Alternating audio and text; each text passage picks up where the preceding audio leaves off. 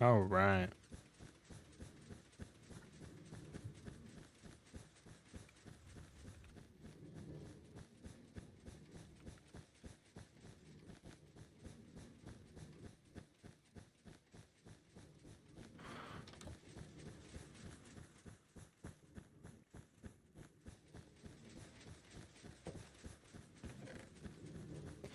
Brother. Let me see.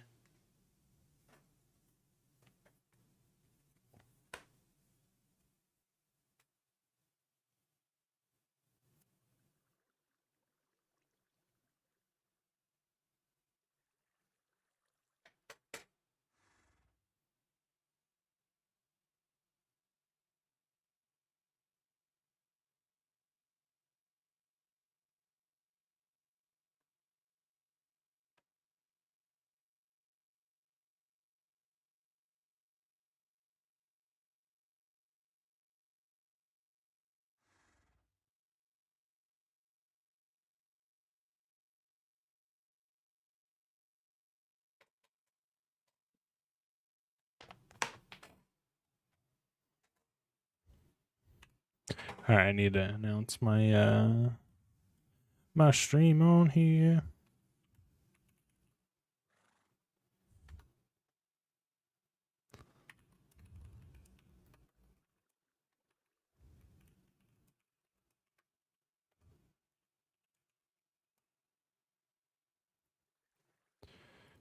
Do.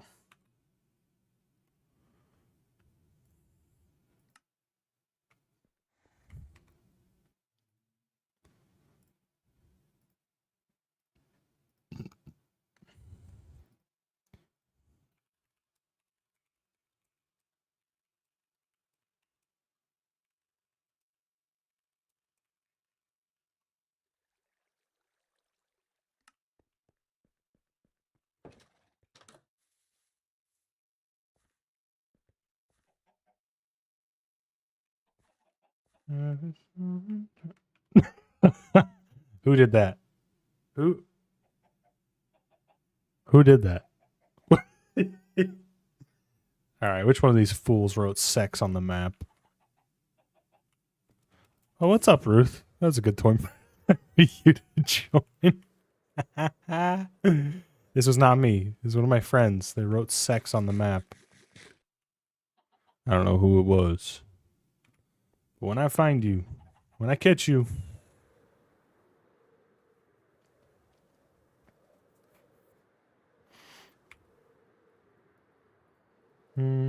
Oh, we missed the mark a little bit, boys. We're gonna need some. Actually, yes, we probably will need more stone.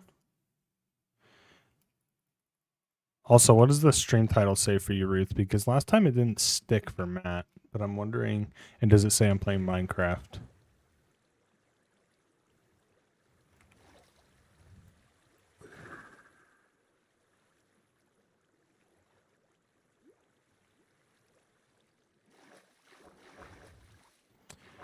All right, we're gonna continue sponging because that's all my life contains now is just sponging endlessly.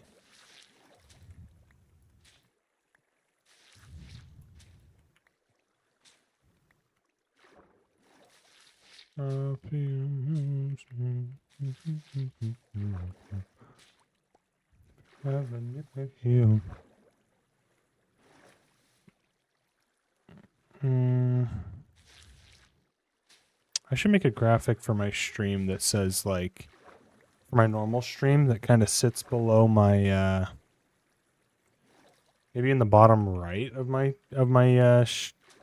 stream for like Twitch that says like has like this basically the same graphic I have for the other ones, or where it has like Twitch, YouTube, TikTok, and then the @ Put that on my Twitch ones, but for YouTube and TikTok.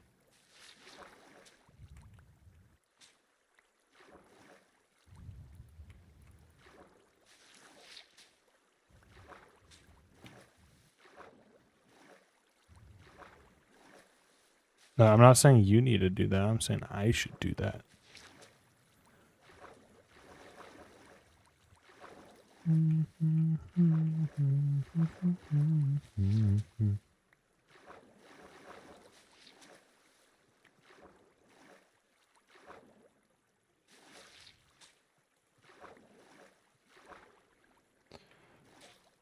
Bro, TikTok's giving me recommendations. Says encourage your viewers to share your live and invite more friends. Everybody, share this live to 6 people right now. Don't do it. It's not worth it. They'll know who you are. They'll know what kind of monster you truly are.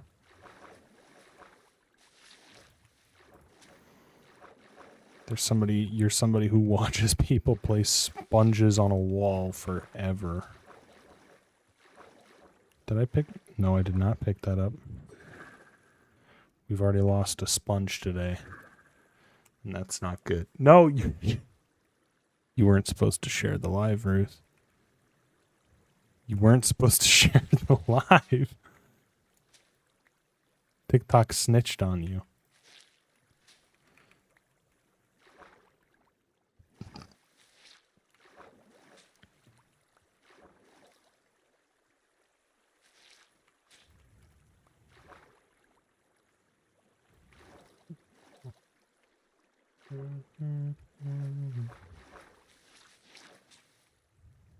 No. Hey. Stupid drown. I hate drown, dude. They're so annoying to deal with, and they just have been harassing me during this entire process.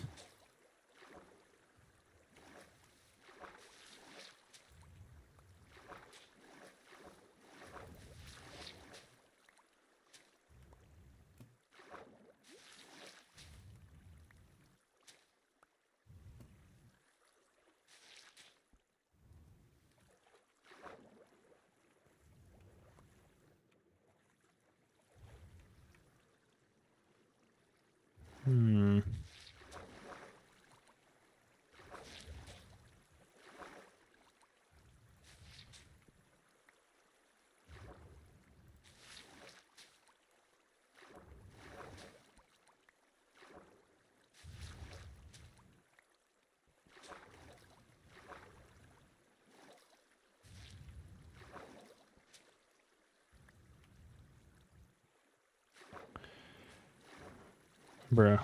Okay, there we go. No, my sponge.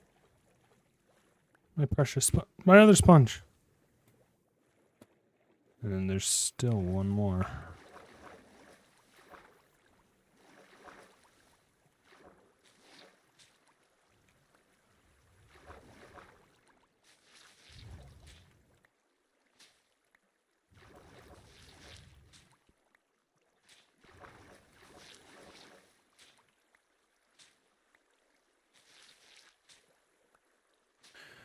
Dude, I'm just excited to get this, to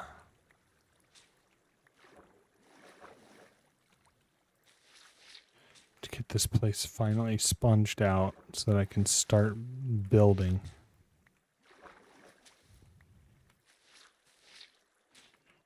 Because as much as I love doing mindless menial tasks for hours, I would like some creative output here.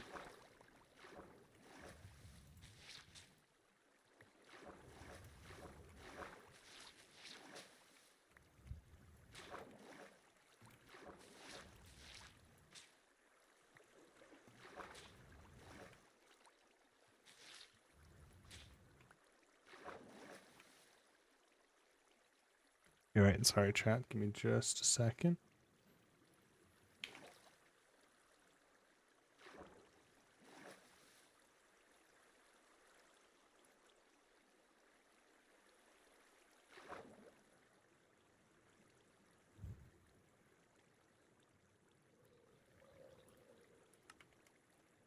There's drown, they're coming for me.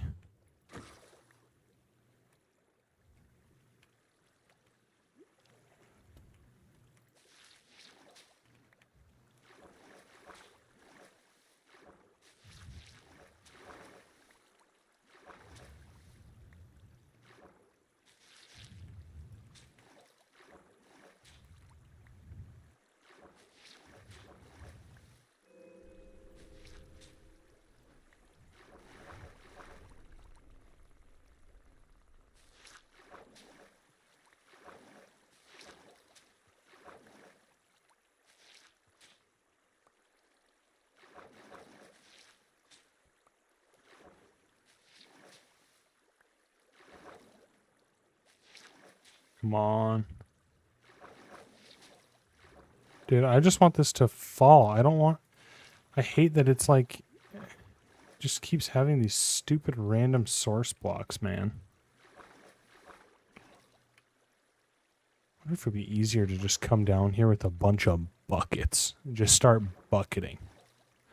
That might be the best way, honestly, because it's just these individual source blocks that are kind of just messing everything up. But we can, honestly, I might do that later on, because once we get past a certain level, it's just, there's no more like swaths of source blocks. It's just individual. Like, look at this. Look at this. There's just random ones like this one right here. Why is this? Brother, these trident drowns, man, they are pissing me off. Give me your trident. I'm actually kind of glad he didn't give it to me. I have way too many tridents.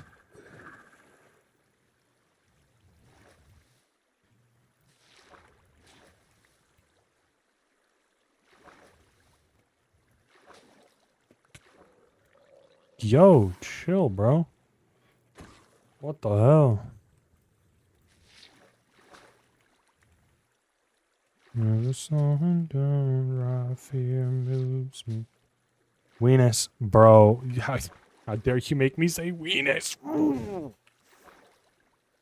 How dare you? I don't want to say weenus. Got him. I'm going to end my stream.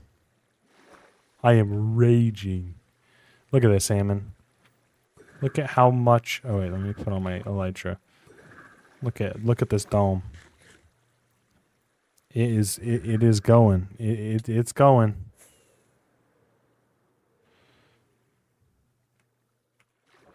It's dropping slowly but surely. Report it. Come on, man, please. Don't report me. All I said, I was just reading chat. It's not my fault that chat made me say weenus or crap. What's going in the dome? You're going in the dome. This is your prison.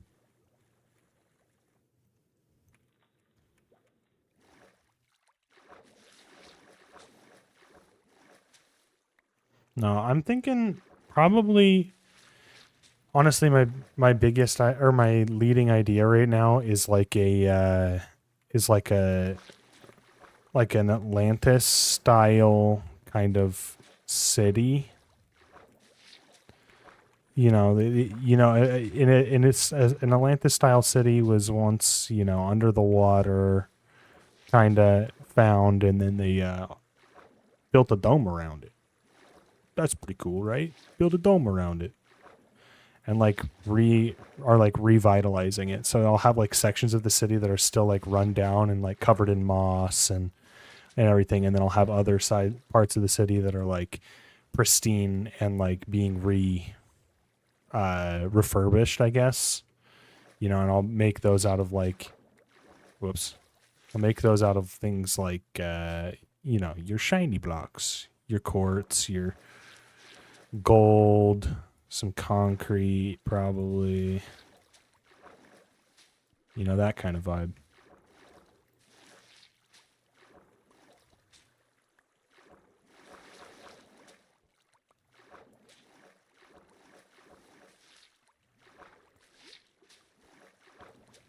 Just wasted both those. Sweetness. Okay. This guy, man. This guy just keeps saying weenus in the Twitch chat. You're pissing me off.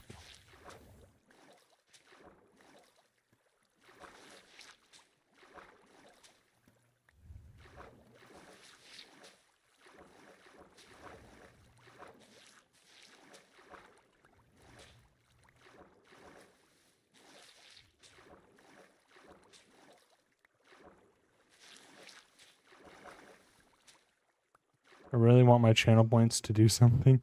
Can you do text to speech with points, please? That'd actually be a good idea. Because that way people just wouldn't save their points up. Should we add those midstream here?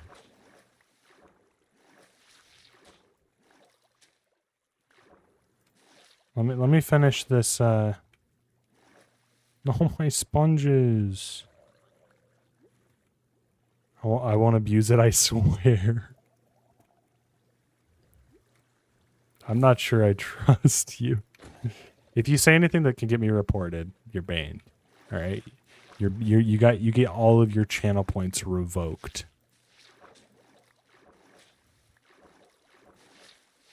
As long as it's not bannable, it's fine.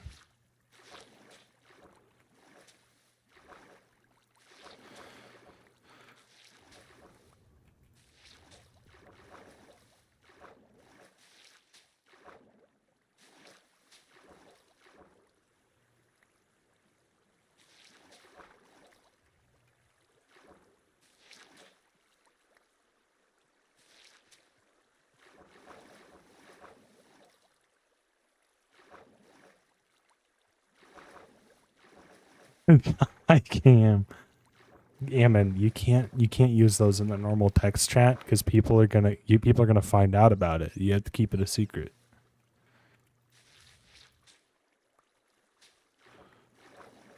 You have to do it in the DMs, and then I'll. No, there's not a thigh cam. Okay. I'm sorry to break it to you.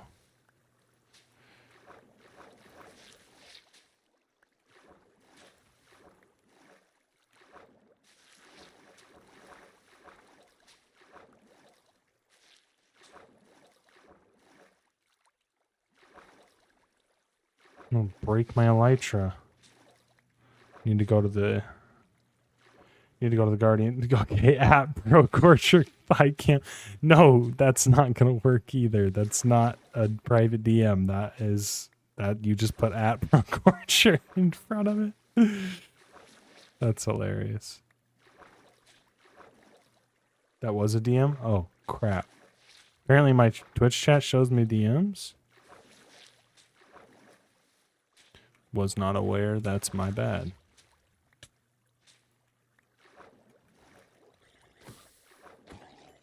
Get trolled? No, I don't know what's true.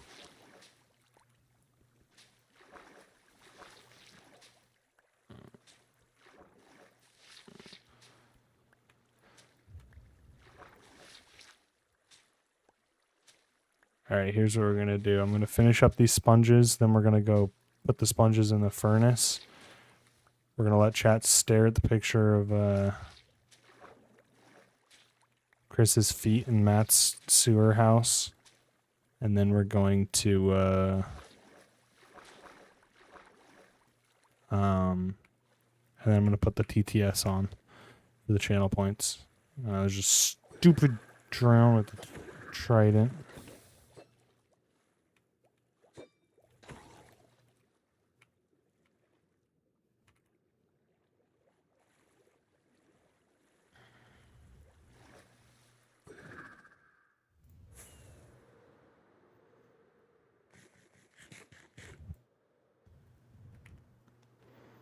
And then we're probably going to go to the Guardian farm afterwards because I really need to repair both my hoe and my elytra.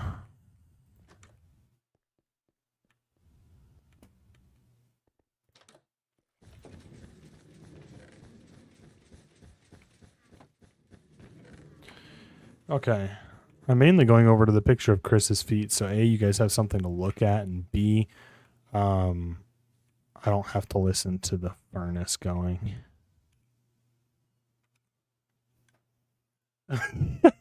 All right, let's see. Twitch.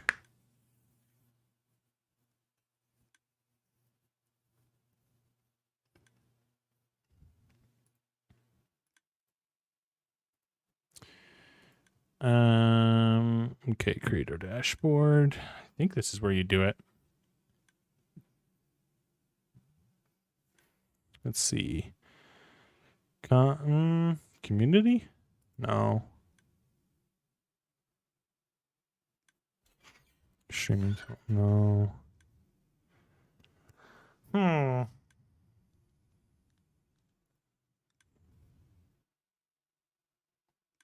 Is that like a search bar? Oh yeah, search dashboard. There you go. Channel points.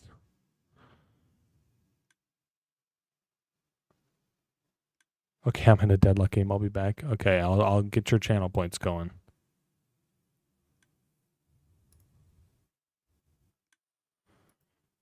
Manage power-ups and channel points.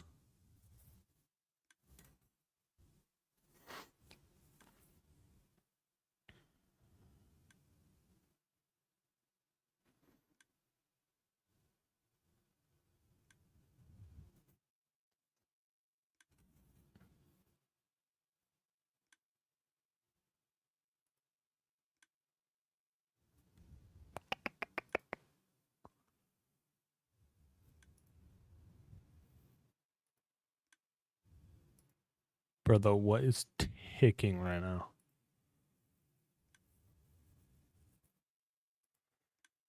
I don't know how to.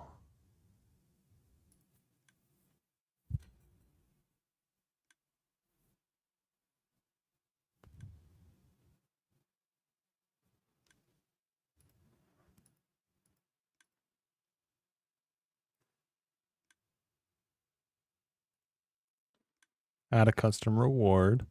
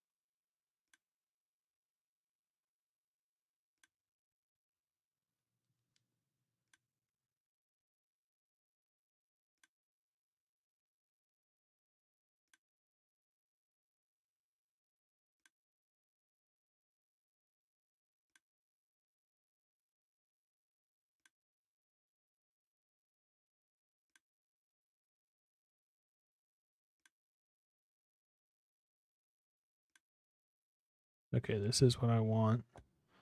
So we'll say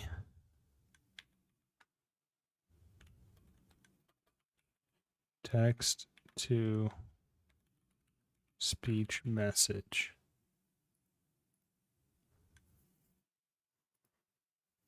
How much should this cut? We're going to make this expensive. It's going to be like 1,000 channel points. And if we start getting spammed with it, we're gonna up it. Okay.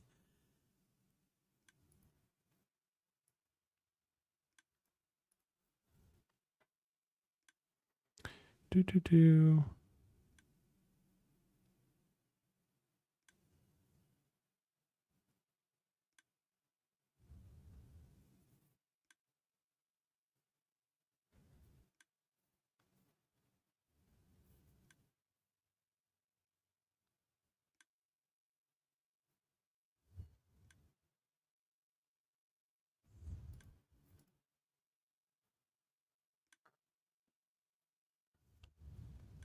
Time between redemption.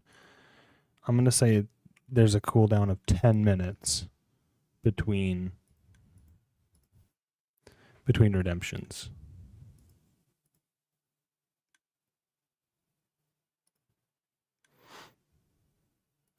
And then we'll create that.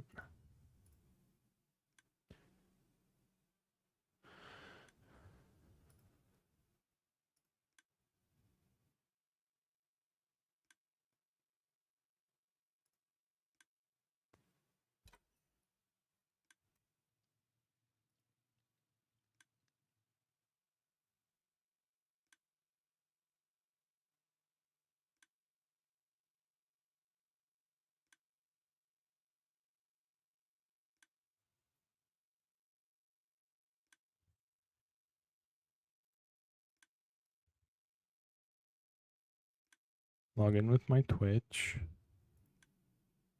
You guys can't see this, right? Okay, good.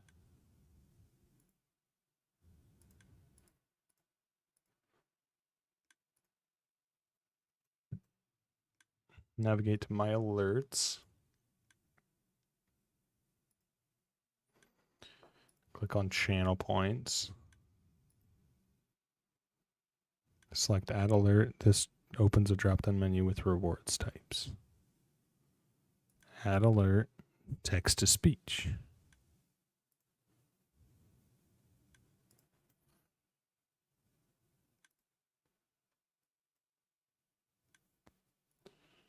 Okay.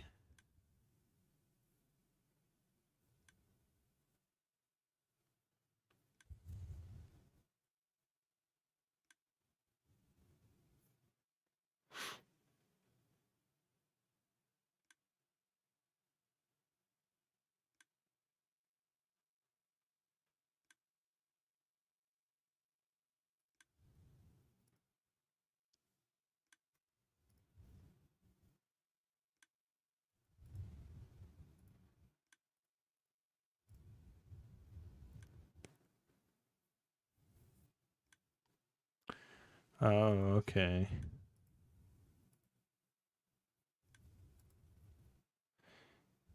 A gentle rain fell on the city. Oh, let's select the voice chat. Okay, we got Liam. A gentle rain fell on the city. We got Noah. A gentle rain. Olivia. A gentle rain. James. A gentle rain fell on the city. Refresh. James is kind of sick. A gentle rain. A gentle rain. A gentle rain fell on the city. A gentle rain fell on the A gentle rain fell on the city. A gentle rain fell on the city. A gentle rain fell on this. A gentle rain fell on the city. A gentle rain.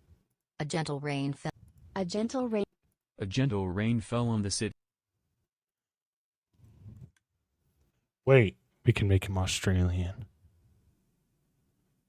A gentle rain fell on the city, refreshing the streets.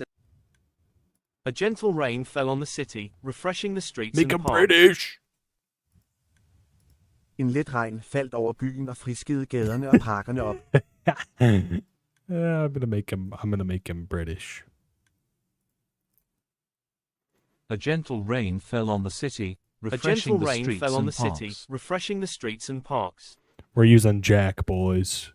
Jack, British English. 7. Wait, so if there's 60 seconds in a minute, so then it would be 60 for 10 minutes. It would just be 600 seconds, right? Yeah. I'm not that dumb.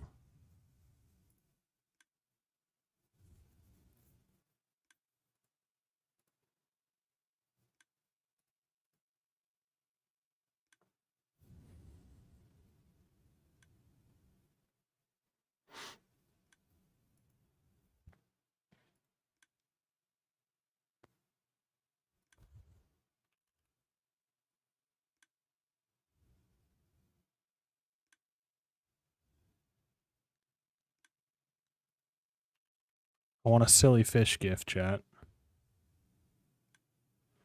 Yo, this one's pretty cool. She's just gonna say cry about it. Oh, that's awesome. I love it. I'm saving this animation.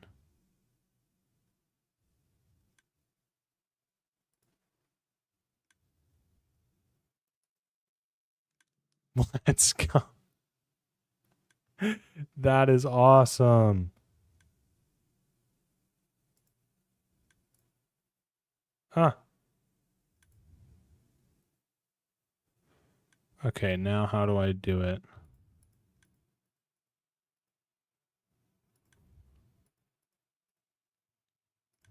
Wait, is it up though? Is it working now?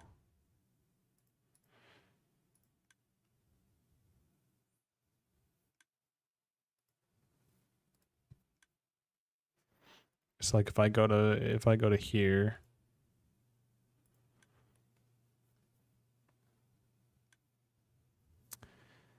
and we do like channel points, text to speech.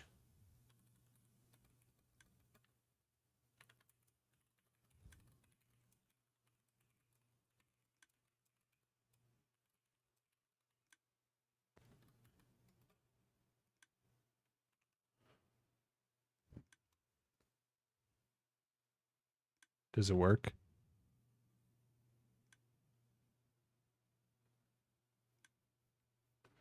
Chat didn't work.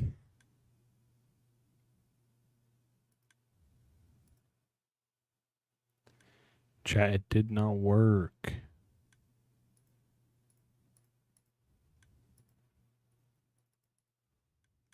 Right? But now that message is in my chat. But now that message is in my chat. And now there's an echo. Oh no. And now there's an echo. Oh no. And now there's an echo. Oh no. And now there's an echo. Oh no. Chat didn't work.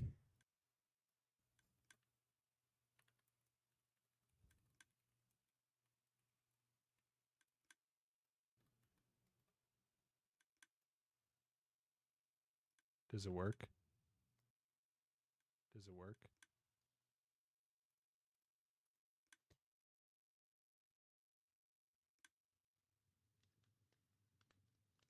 Okay, wait. Maybe I didn't like set it up properly. Maybe.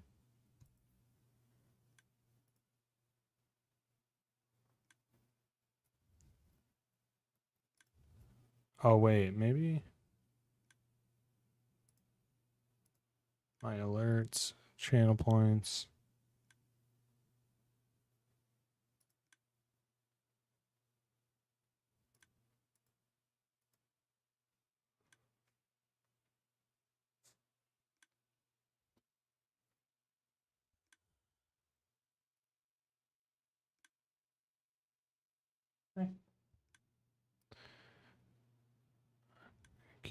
Could you turn the AC down a little bit? Yeah. Thank you.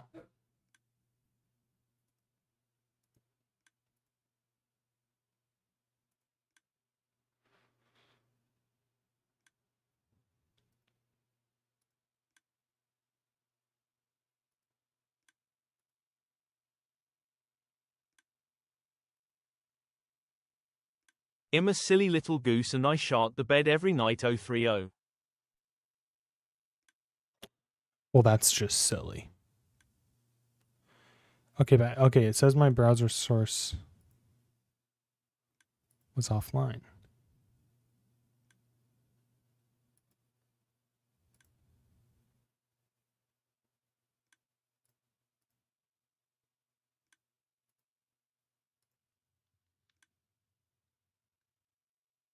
So chat.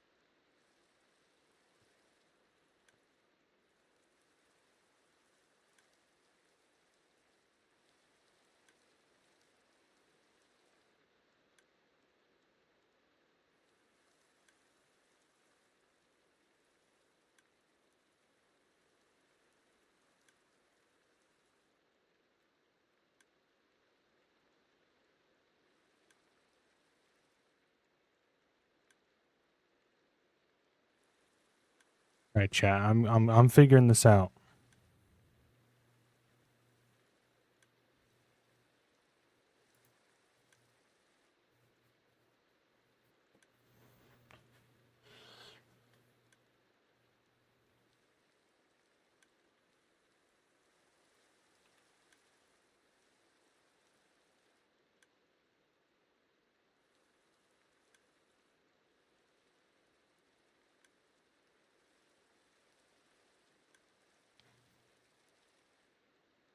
We're gonna figure this out, chat.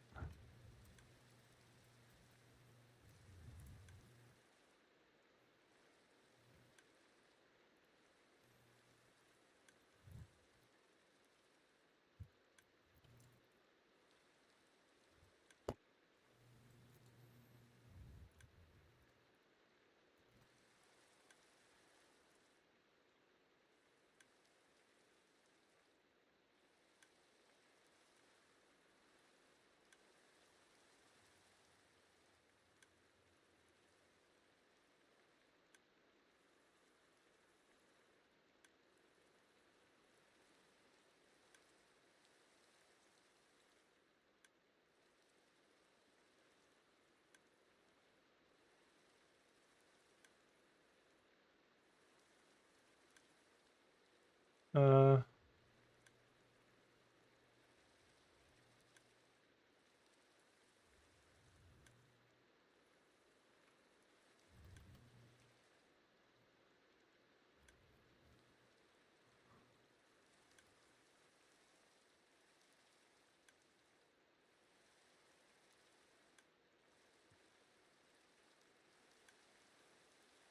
what?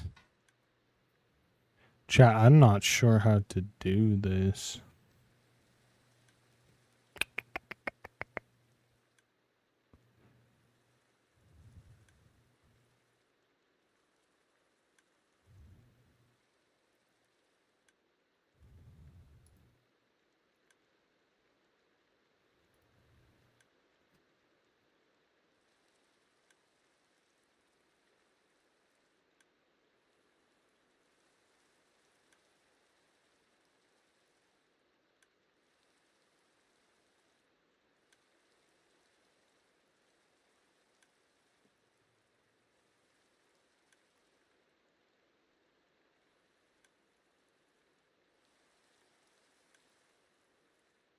Here it is. I found it. What is this photo? It's Chris's feet.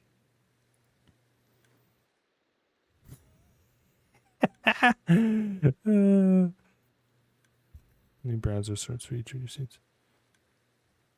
Okay, so I need to create a browser. I know that. Yeah, I know. I'm trying to set something up because Ammon was getting mad at me about my lack of channel point redemption stuff. Don't redeem the TTS. It's not set up yet. So I'm setting up some TTS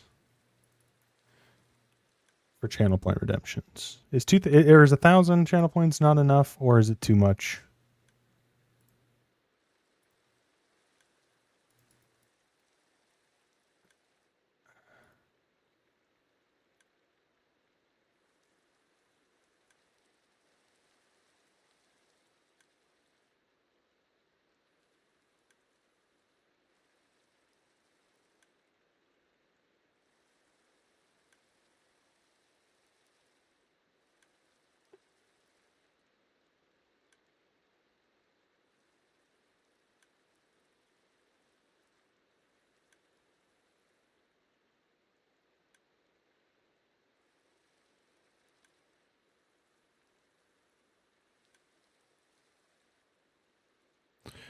I redeemed the TTS. Nah, JK. It said it was out of stock. Why did it say it was out of stock? That's really bizarre.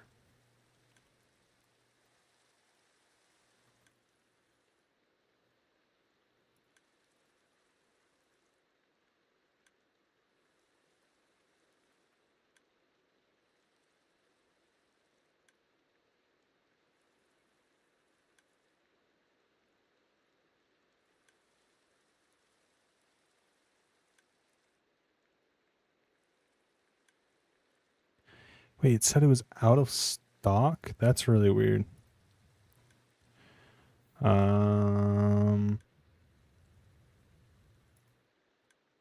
It shouldn't be.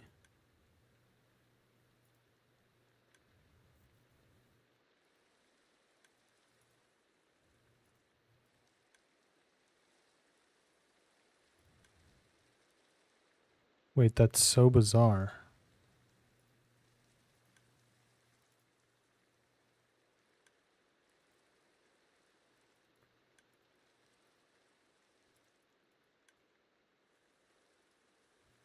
Why would it say it's out of stock?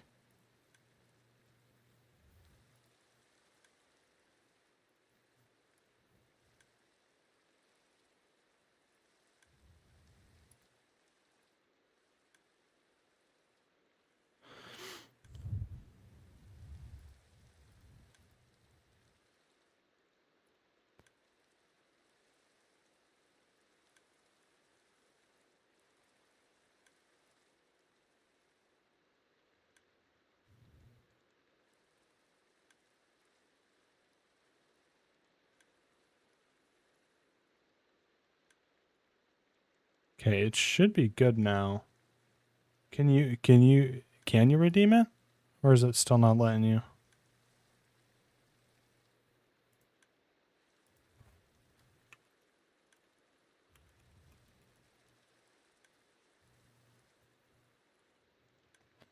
Oh, oh, that was so loud. Loud. Loud.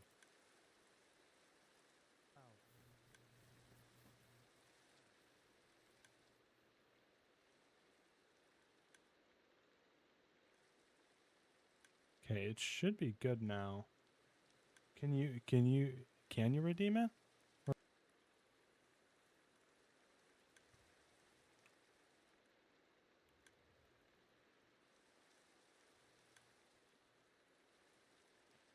Oh, oh. Okay, so you guys didn't even hear it. Okay, so you guys didn't even hear it.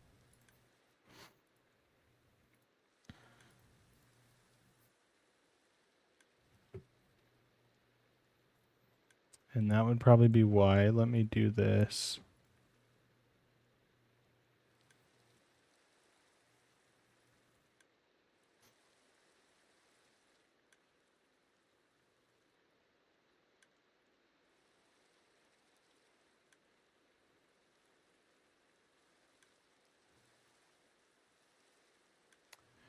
All right, we're almost there, chat. We'll almost get back to the Minecraft.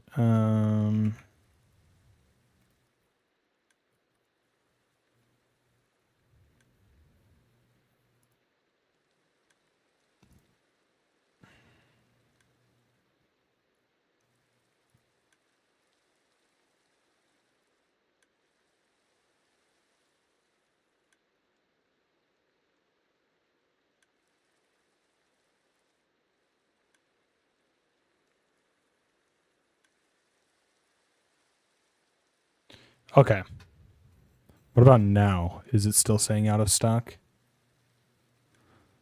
I turned that off, so maybe it'll work now?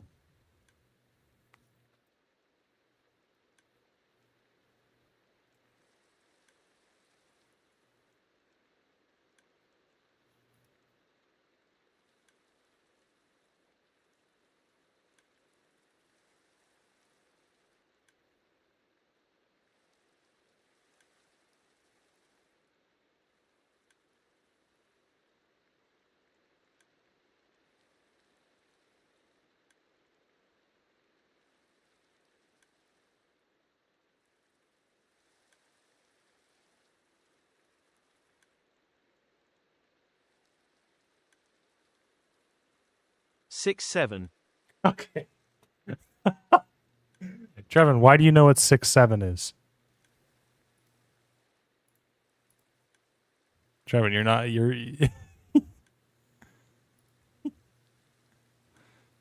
Can I clip it? I want to see if I clip it. Can you wait, could you hear that?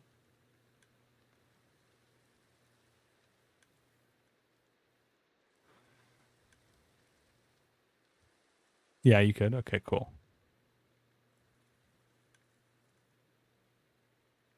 Six, 7. Okay. Well, good Trevor, job. why You do you know spent it's 1,000 channel points on saying 6-7.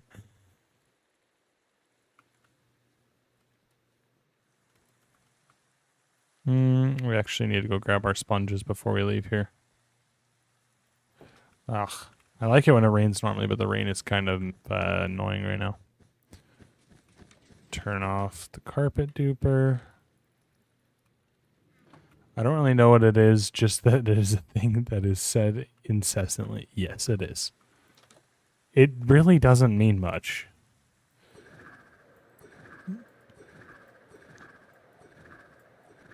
We're going to hit... Ooh, okay, that was what I was worried about. I was really worried we were going to hit that.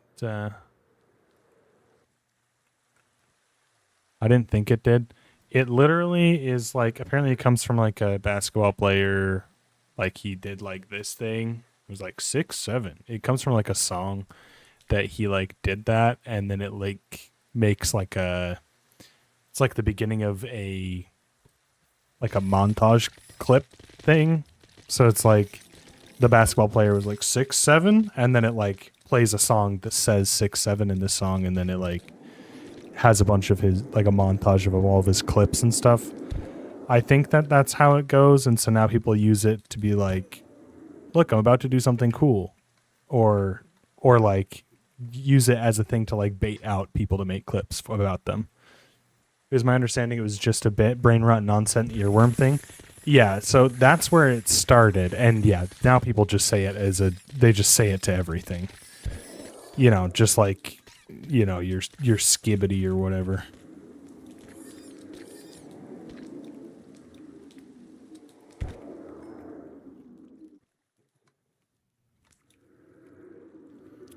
Thank you, Guardian Farm. I needed that. I needed to repair my tools, and now we continue to sponge for the rest of our entire lives. Ballerina Copacina. Yes, exactly. No, Italian brain rot is peak, though. Italian brain rot is on a different level. I love Italian brain rot.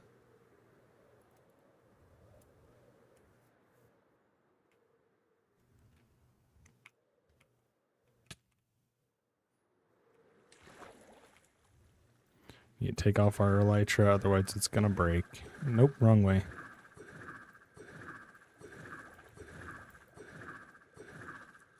This one.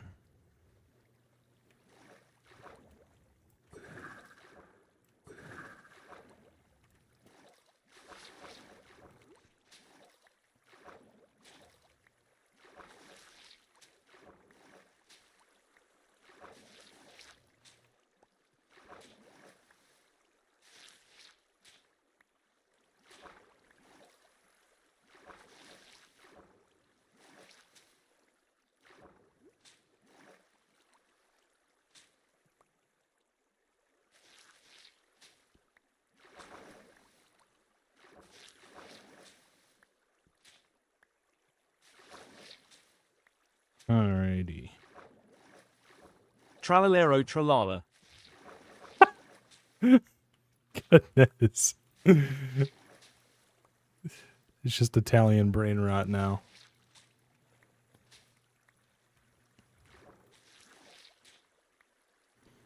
You can thank Ammon for the TTS. You can also thank him for it was my ploy to get people to spend their channel points so that I don't have to do TikTok dances. Or not TikTok, Fortnite dances.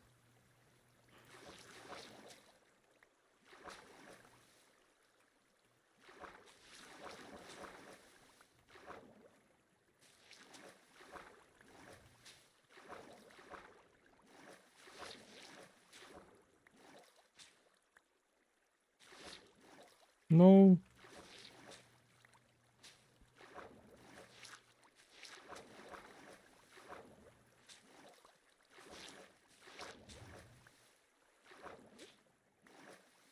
Thanks Salmon of the time to slay. My gosh, I'm lagging.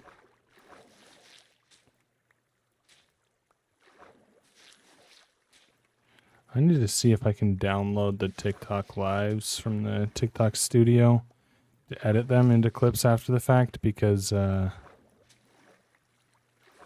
if so, I need to stop streaming the vertical format to YouTube because it's just extra processing power on my PC. But we'll see. No more talk of TTK, only time to slay. I'm going to assume you meant TTS. Which I agree.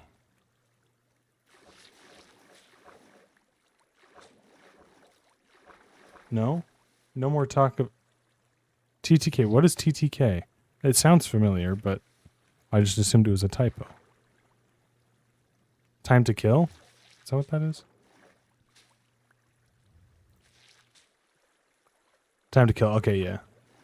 No, why you gotta come in here, man? Why you gotta come in here? Doing weird stuff, man.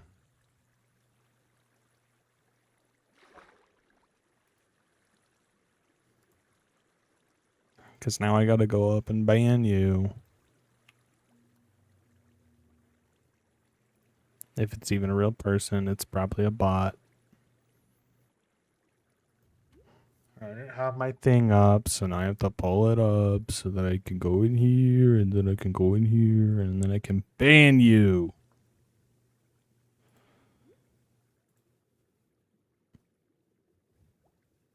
Ban.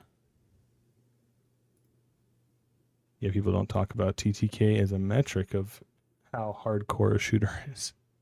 Yeah.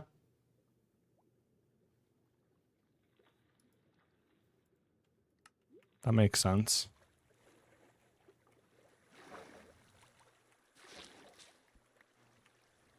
Even though...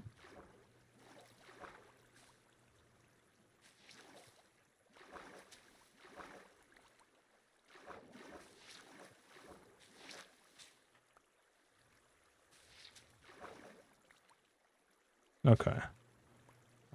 Lots of people complained TTK was too short in Battlefield 6 beta. Yeah, that makes sense. Which I would say a lot of the, yeah, especially for a game like Battlefield. Well, maybe not actually. I don't know. I feel like it was okay actually. Because with Battlefield, it's more of a I don't want to say realistic, but you know, it's more of a realistic shooter than something like Call of Duty, you know.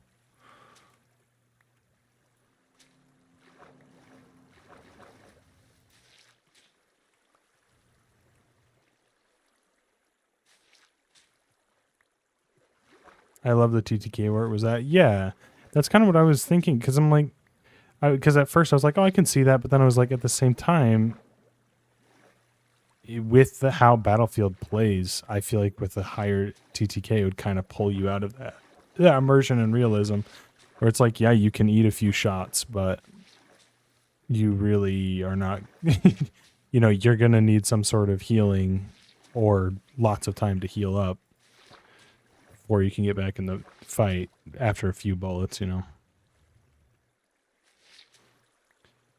Because like I feel like with a lot of the Call of Duty games, I don't know about Battlefield 6 as much because I just haven't played it a lot, but like even in Warzone, I feel like it is a little too long sometimes, but at the same time, I don't know. It's one of those things that's very hard to balance because you can also kill people in less than a magazine, so I don't know.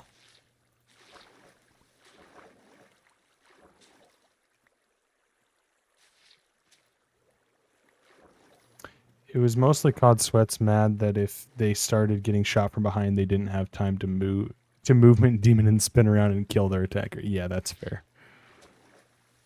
Which is the beauty of Battlefield, is that you kind of have to, you can't just run around and dive and shoot people. You kind of have to use, you know, your environment and your positioning to your advantage. You have to play it more strategic. You can't just go running around Mach 7 trying to kill people and be successful at it.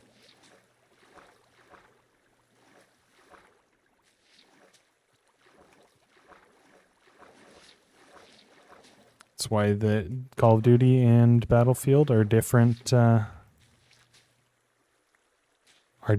franchises with very different player bases. And they always have been.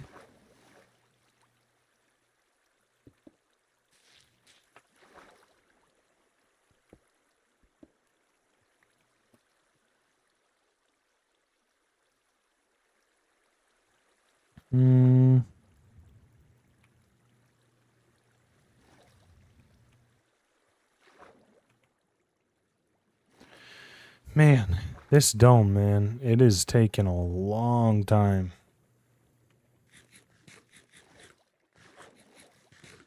Too low of time to kill, and it feels like you die unfairly at all the time, but too high in the skill ceiling makes casuals not have fun. I think Battlefield 6 had a great spot. I agree, actually. And I feel like it also it frustrates me, and especially in a game like Battlefield 6, which I appreciated how they did this with Battlefield 6.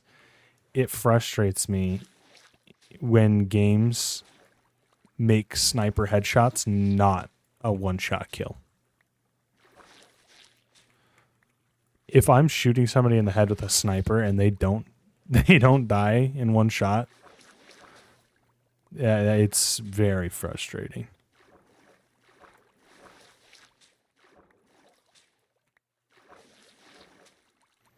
Because then it makes it like, it feels like snipers don't really have a place in the game when it's like that, especially in a game like, Call of Duty, which Call of Duty usually does a decent job at that.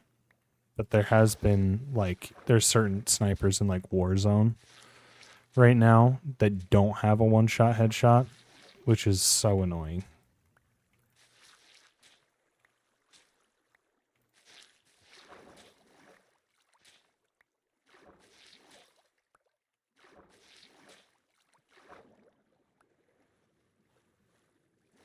But I feel like Battlefield 6 did a great job at making pretty much, I feel like all of the guns felt pretty balanced, especially for an early access like beta. It felt very surprisingly balanced, I feel like. None of the weapon classes were too tuned,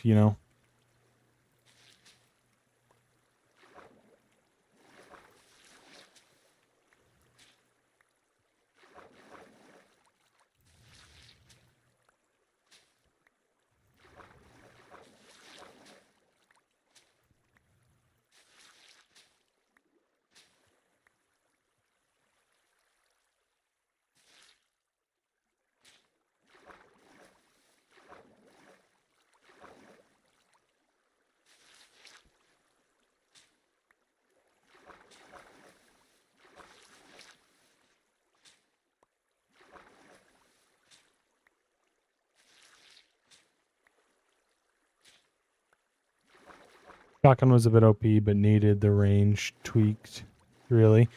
Yeah, I didn't use the shotguns much, so that's probably... I mean, there was that one map when you played the... I forget what the name of the game mode was, but it was the one where you have to... defenders versus attackers, and you had to get...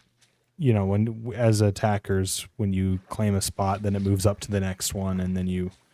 get that one and then moves up to the next one. I can't remember what it's called, but with that game mode, there was one map where you're kind of down in these trenches almost that the shotgun definitely felt overpowered because you could just sit in a corner with a shotgun and kill everybody who came in with one shot. Breakthrough. Yes, that one. Aside from that map, I didn't really use the shotguns a lot. I'd say I actually used snipers the majority of the time in the Battlefield 6 beta.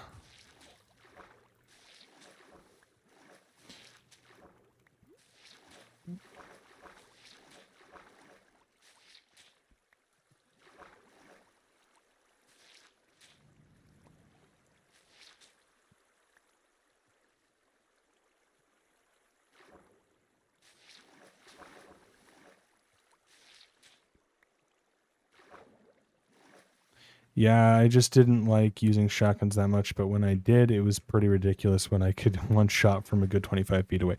Yeah, that's true. Let's hope that they do tune those down a bit in the real game. Because I think a shotgun one-shotting at, 5 feet is plenty fair. Now, if it's a shotgun with an incredibly fast fire rate, maybe not. Sometimes, anyway, it wasn't super consistent at that range, but it happened. Yeah. If you can, if there's an automatic shotgun, I don't think it should be one-shotting really ever. Just especially because if you have 5 people that run into a room and you can just clear them all out before they even see you, feels a little ridiculous, but with a a pump shotgun, where you only have 5 rounds in the in the gun at a time, I don't see why that wouldn't be able to have, really high damage. Totally breach a room with that sucker and down some guys. Sorry, let me get. Where am I? There we go.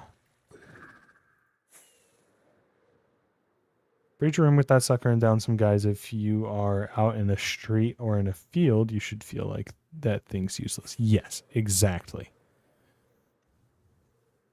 Because, I don't know.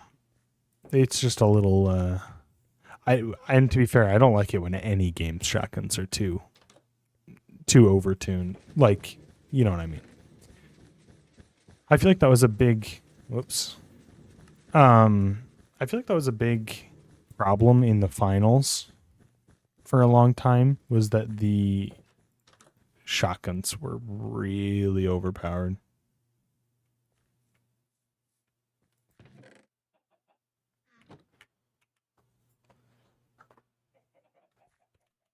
What's that? Oh, it's that one. There's an orange pill. Oh, it's this one. That's interesting. Have you watched any gameplay that's been coming out of the past couple weeks? For what? For Battlefield? I have not actually, no. Have they been changing a lot?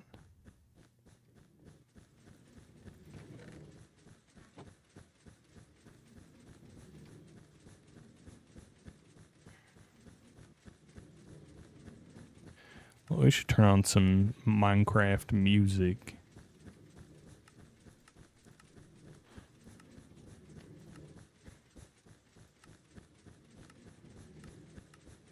Certain YouTubers have gotten more hands-on with it, not changing a lot, just showing more stuff. Very cool. That's pretty cool.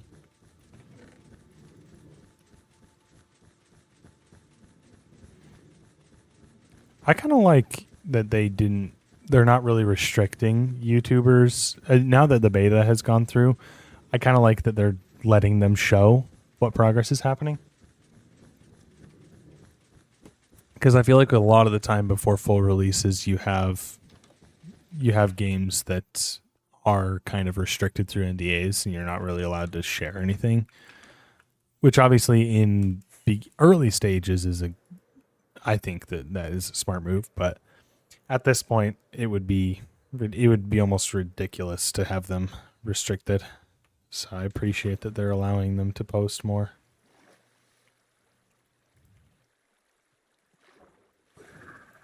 Like a tool, you chuck at a wall, it attaches, drills through, and spits a flashbang into the room on the other side so you can breach it. That's pretty cool. That's really cool. They kind of have a character in Rainbow Six Siege that does that, kind of. And I like him. I think it's Fuse is the character. I could be wrong. But no, I think it's a really good a tool like that would be a really good addition to Battlefield. Kind of have a little deterrent against people camping.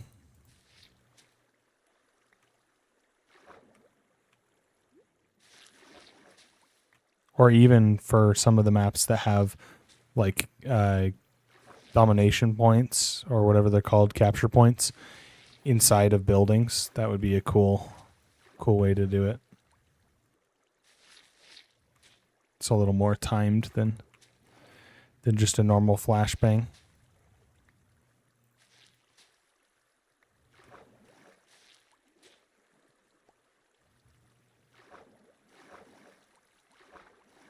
The tool that's a combat ladder you can either place to climb up onto stuff or put horizontal to bridge a gap. That's cool. That's really cool. I like that a lot.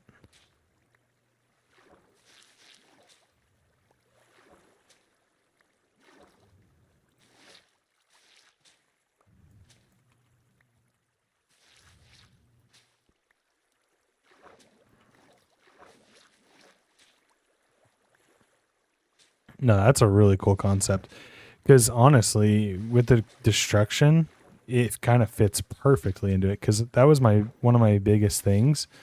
Was I liked the destruction that was happening, but I feel like I couldn't really use it to my advantage a lot of the time, because you'd blow off a side of a building, but you can't really get up onto that into that second floor of that building easily. You could do it in some situations, but I like the idea of having just a deployable ladder you can toss up to get up and down after creating your own hole in that wall for an advantage, Dude, are you familiar with what are they doing with Portal?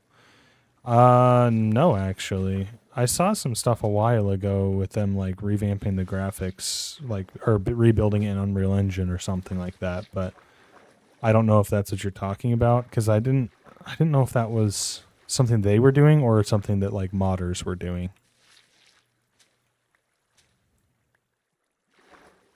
Battlefield 6 Portal. It's a feature? Wait, what? I don't know what you're talking about.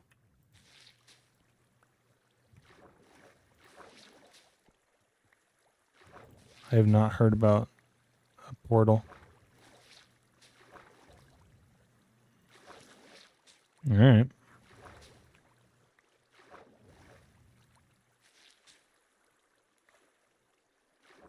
Forge and Halo. Yeah.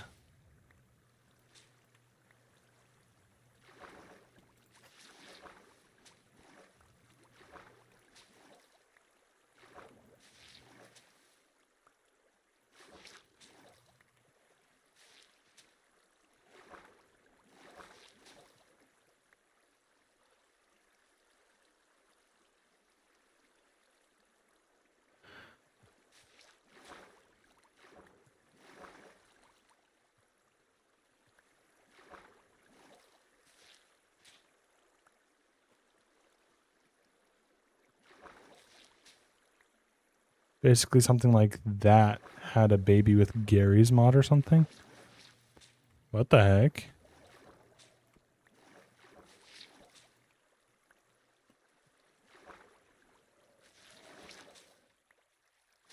Seems interesting.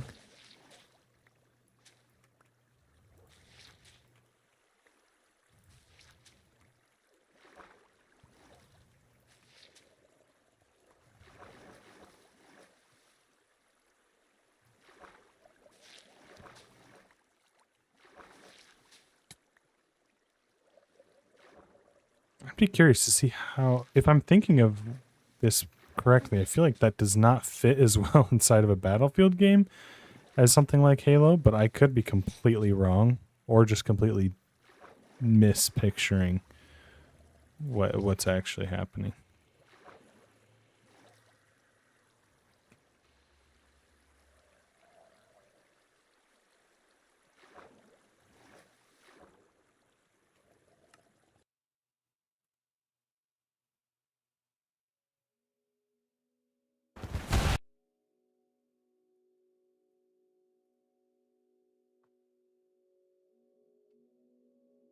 That's okay.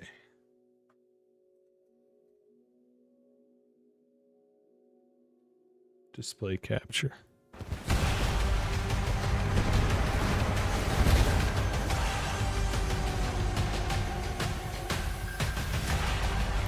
Oh, very cool.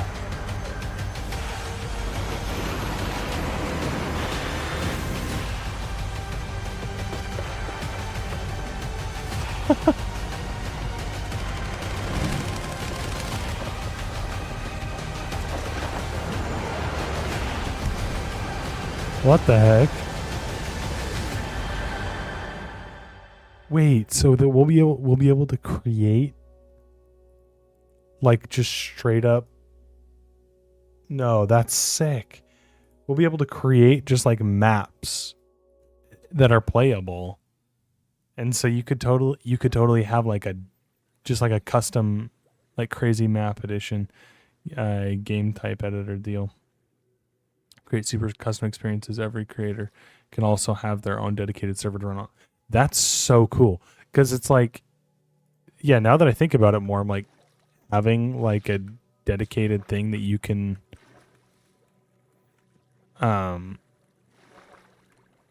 do, just like create stuff and then be like, yeah, let's go do, with my friends, go and do a game that we're gonna go do, the dogfights in a jet, I'm kind of thinking, with the vehicles, you could build out maps like you did in Forge with the, vehicle parkour maps and stuff. Like, that would be super sick, actually. I just am thinking about Halo 3 with the Halo 3. There was that one map with the four-wheeler things. I can't remember what the name of the map was. It was like, I want to say it was Hell's something or other. But it was like a course that you had to like drive down. There's a giant ramp, jump over a bunch of like turnbacks and stuff, and it was really hard. And I spent so much time trying to do it, and I think I only ever completed it like 3 times. But I played it. I played that map so much. They had race maps, yeah. Yeah, there's a very specific one I'm thinking of that was so fun. Like, that is a distinct part of my childhood in Halo 3.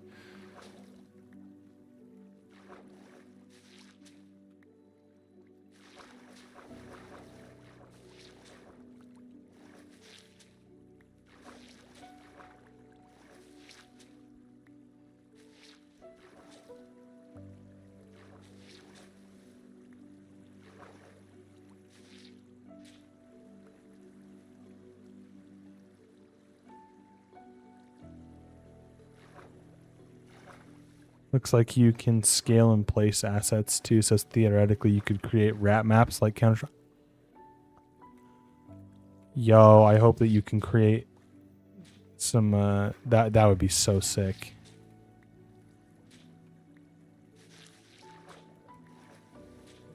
Is Battlefield 6 gonna be the game to bring back community servers and like you used to have on Counter-Strike?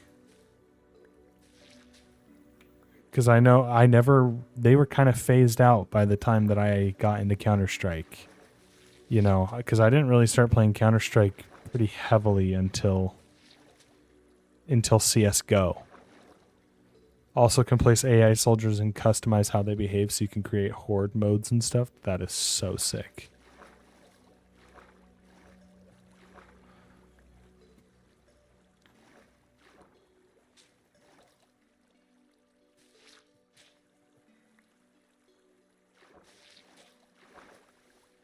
That's so sick.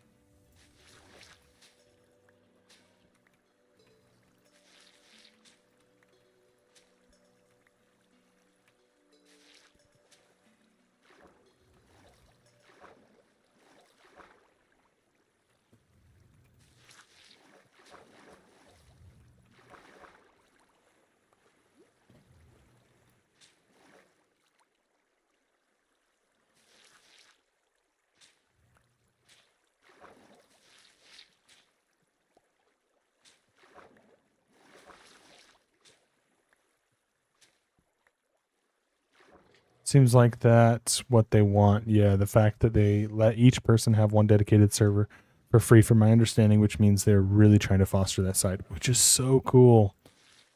Because I really hope that you get these, these styles or these servers that it's like, yeah, this is the one that the community knows is the one to go to for rat map games, or, or a select few of them. You have these content creators or somebody that sets up these servers to foster that specific thing, because that would be so fun.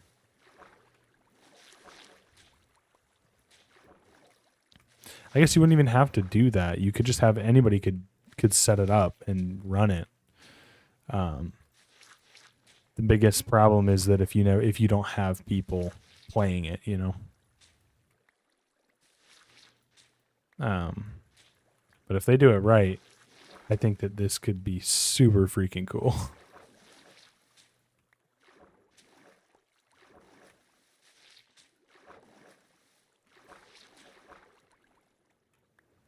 Also, they said for certain certified experiences, you get 100% up gain playing, or XP gain playing them.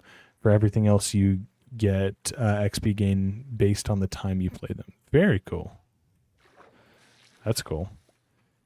Because that's the other problem is it's like, yeah, if I'm playing the game, but I want to progress my battle pass or whatever, I probably wouldn't be playing custom games if they didn't give XP. So it's cool that they are incentivizing that a little bit.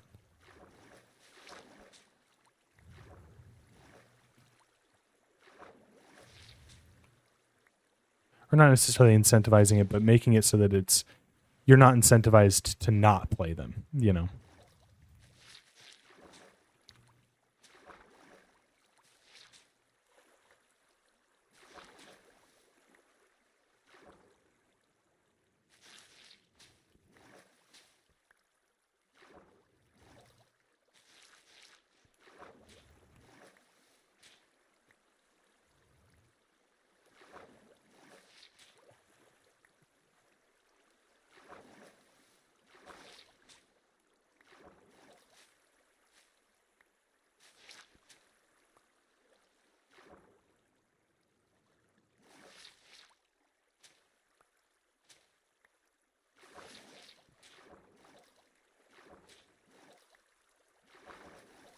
Things they've created themselves already using Portal are Horde mode, a jet racing course, a game type, and game type complete with timers and checkpoints and a leaderboard, and an only up style map. That's so sick.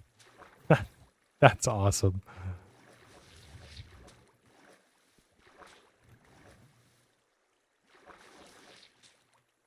I am very much, I'm totally down for that. That's super sick, actually. That gets me way more excited for Battlefield 6.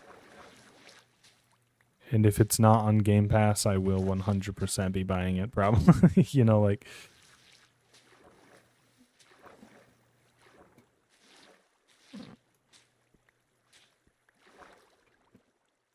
You can even customize the HUD for your creation. It's really has so much thinking potential. That is awesome. I'm really glad that they are actually... And I'm glad that it sounds like, you know, they're not, you know, kind of halfway doing this. I like that they're actually like, yeah, if we're gonna commit to this, we're gonna make it fully usable and just like we're gonna fully flush it out so that you can do whatever you want, because I think that is awesome. I think that's a really cool way to go. Because obviously you have games like Fortnite, you know, that have similar tools that are out there right now. But yeah, it won't be on Game Pass at the start. Will be in a year or two probably, but not at launch. Okay, yeah, then I'll probably end up getting it. Because like obviously you have things like Fortnite right now where it's like, you know, they have tools, they have these community kind of. You can make maps and have these kind of different stuff, but however, it's still Fortnite at the end of the day, and it still controls like Fortnite in all of those. And I think it would be really fun to have a more realistic shooter type game as its base, rather than a third person Fortnite. You know.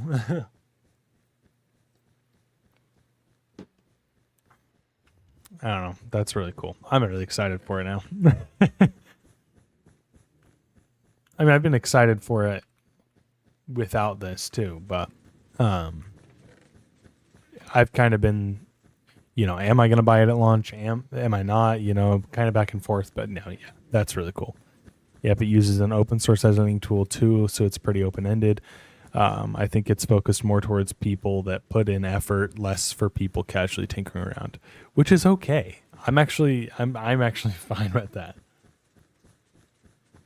Because even with games that make it easy to create maps and stuff, I've never been into that. That's never been my style, you know. But I do enjoy playing custom maps a lot. Not that I wouldn't be able to, you know, I wouldn't be interested in building maps and stuff. I just don't usually have the time. I say as I'm building this giant dome in Minecraft. Yeah, I don't have time for stuff like that. Let me just spend all my time sponging out water out of a giant dome in the ocean.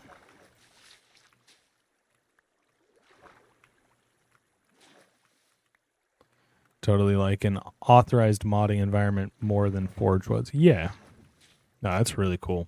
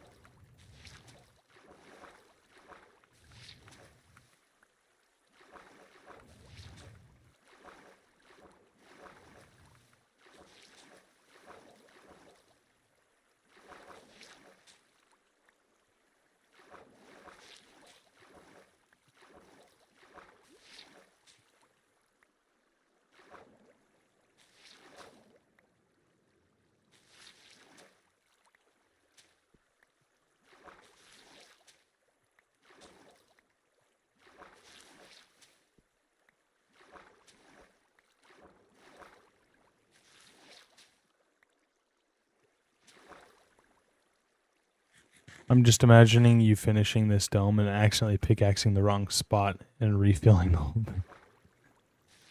Oh my gosh, it would be so annoying if that's how Minecraft water worked. Oh, that would be so frustrating. Thank goodness. Thank goodness Minecraft water does not work like that. It would be... That would be so frustrating. Luckily, it works based off of source blocks. So that's why this is all kind of falling down right here, is because the source blocks are up here. This is a source block, for instance. So this source block is holding up this level, but if I was to get rid of that source block, like this, let's do this.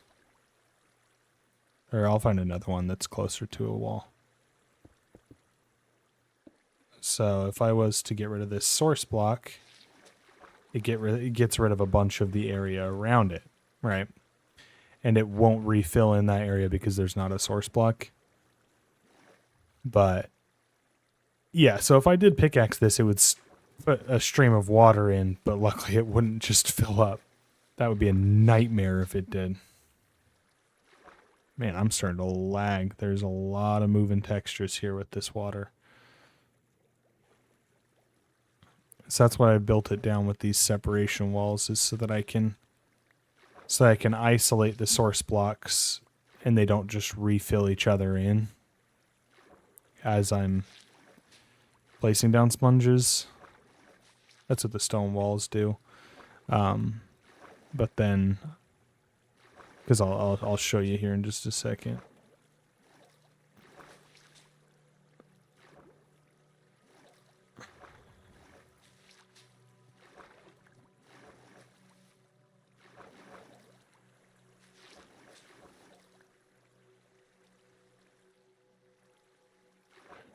Get this one real quick.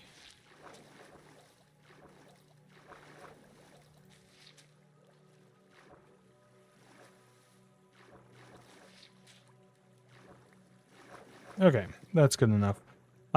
Yeah, so essentially if I was to place this here, it sponges it out, but then it fills back in. That's why I have to kind of flick to the other side, is because I have to break off the...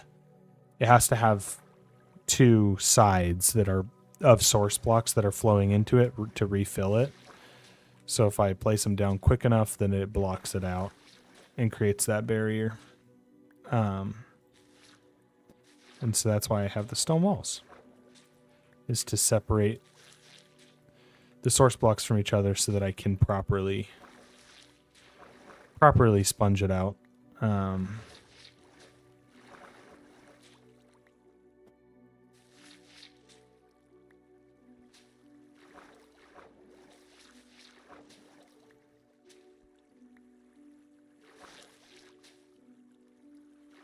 Hey, come back.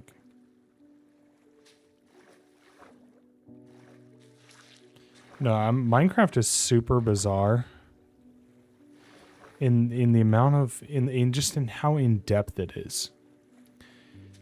Because even I don't understand, like, I don't understand how a lot of the stuff in this game even works. But like, for instance, let me go show you this. So back here, this is my buddy Chris's base. I'll hack your character and make it so he poops a source block every 4 seconds. That's messed up. Sounded like the oven beeping or something. So this contraption back here is really interesting because it uses redstone, which is just Minecraft's version of electricity, basically. Uses redstone and a minecart system that pulls the items out of this chest. So if I put like something that needs to be cooked in this chest, then it flows through and puts all of the items, spreads them out evenly into all of these furnaces. And then, all of these furnaces. And then he also has created this contraption here that I don't understand how it works, but it uses a bug to somehow duplicate carpet, basically. So it uses this machine and a bug to duplicate carpet that sends carpet on this water stream up here. I am pointing at my screen like you can see. Up in the top left of my screen, the carpet is flowing through and putting infinite fuel into these because it's using a bug to duplicate the carpets up here. So as that's running, I can put my wet sponges in here, and it takes the wet sponges out and then distributes them evenly to all my furnaces like that. And then it spits them all back out into my my output chest. Hence the idea of a super smelter, because it just does everything in mass and does it very quickly. And there's things like this where it's like, I don't know how people figure this out, genuinely.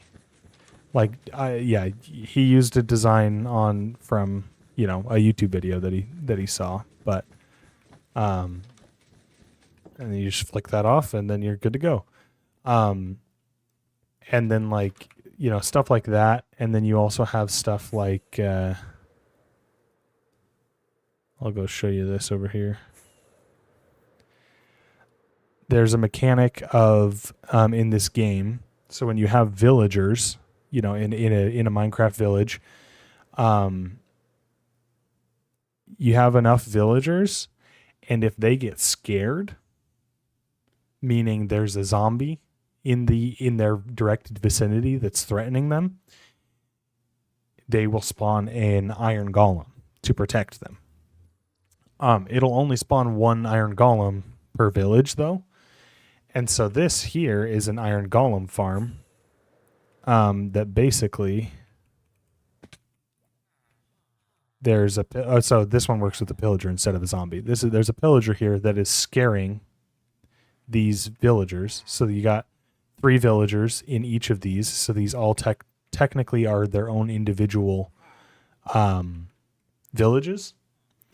And then this guy's jumping up and down in the water scaring them infinitely, so they're all spawning in iron golems on these platforms that then go and die in this lava, and then their iron falls into a hopper down there once they die. The iron flows down to here and gets spit into here, where it gets picked up and uses a item called an auto crafter, which is kind of like a crafting table, but using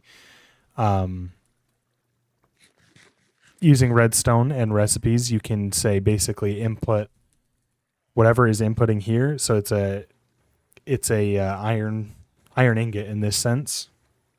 Whatever's inputting here, it flows in the iron ingot and crafts it into, once you have enough, crafts it into an iron block and then spits it out the other side.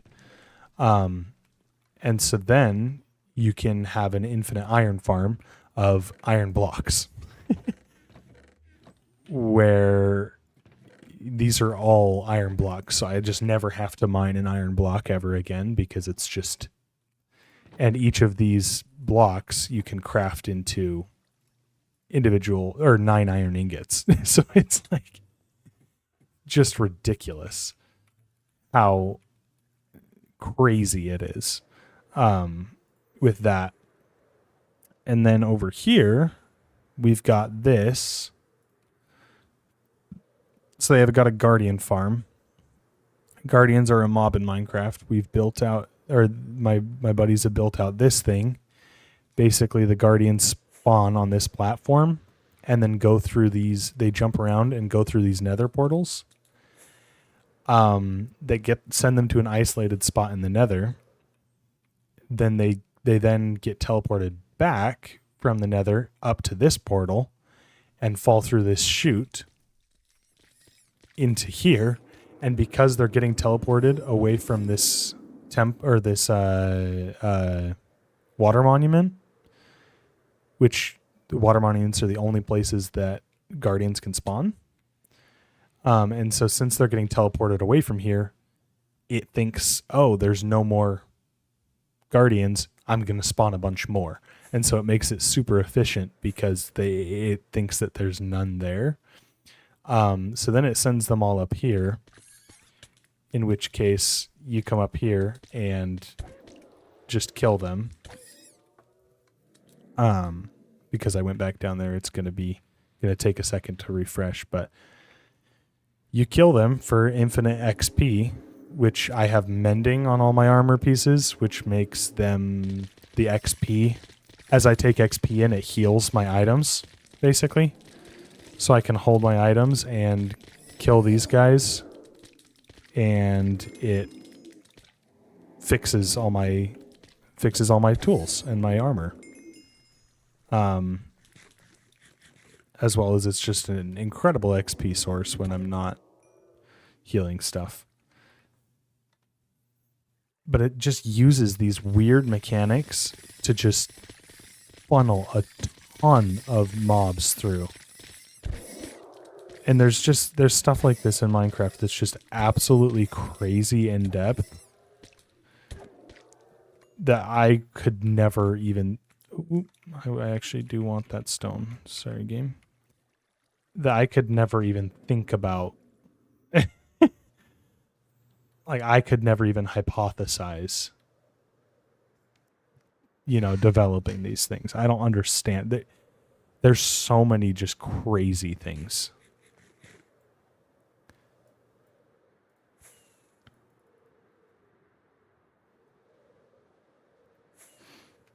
Oh crap, am I almost out of rockets?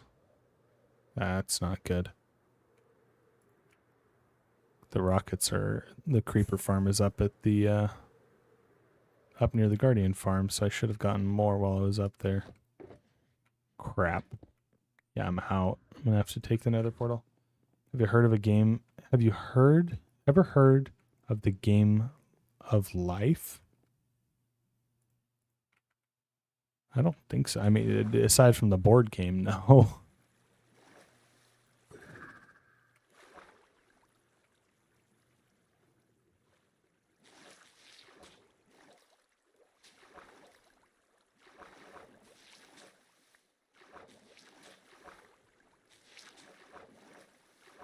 I'm assuming that's not what you're talking about.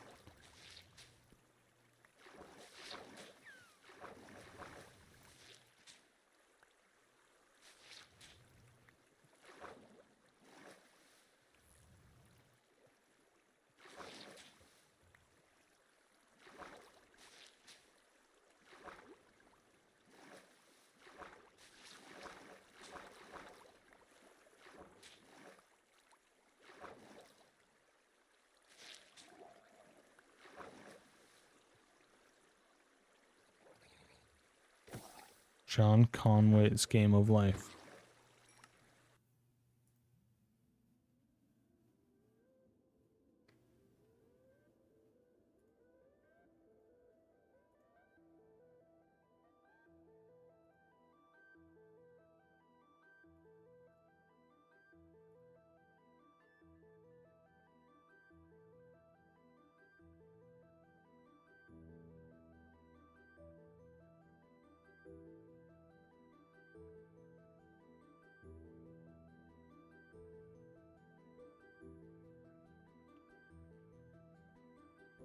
What is happening?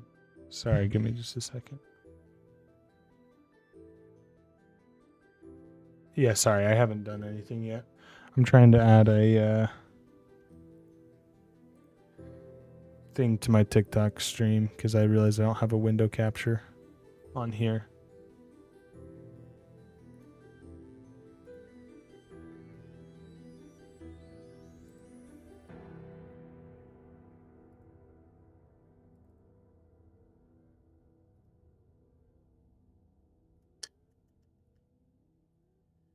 Add source, that's okay.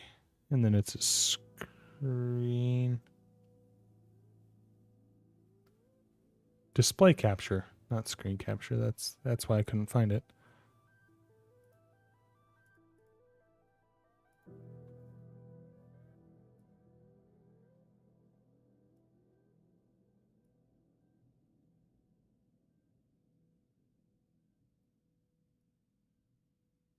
Perfect. Okay. You'll want to quickly read the rules once you're in there. Display capture. You want to quickly read the rules once you're in there. There isn't a goal, just rules of what happens. You set it up and then hit play and watch it play out. Okay. The Game of Life is not your typical computer game. It's a cellular automaton. It was invented by Cambridge mathematician John Conway. This game became widely known when it was mentioned in an article published by the Scientific American. And okay, let's see. It consists of a grid of cells which, based on a few mathematical rules, can live, die, or multiply.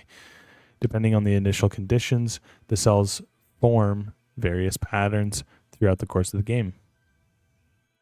For a space that is populated, each cell will, with one or no neighbors, dies, as if by solitude. For each cell with four or more neighbors die. For each cell with four or more neighbors dies, as if by overpopulation.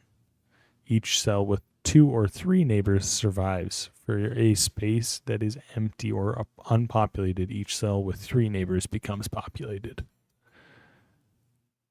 Okay, very cool. Let's just start then. Oh, so this is just zooming in or out.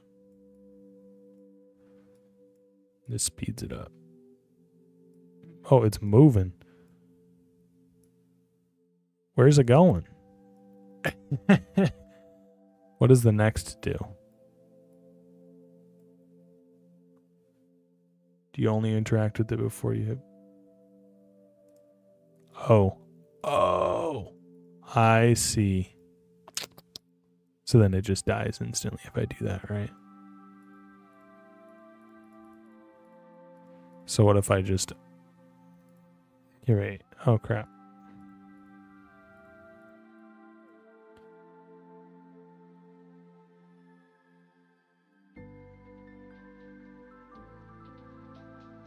Man, this Minecraft music is adding a lot to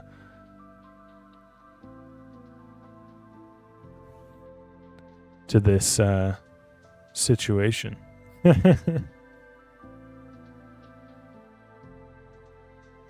This one's just chilling. The lexicon. Okay. Very cool.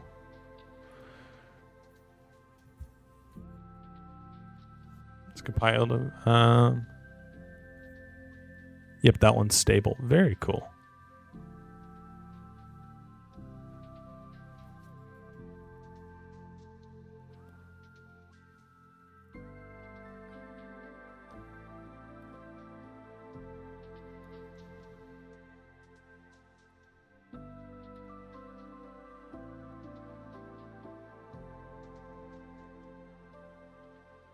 Oh, that's so bizarre. I have an idea.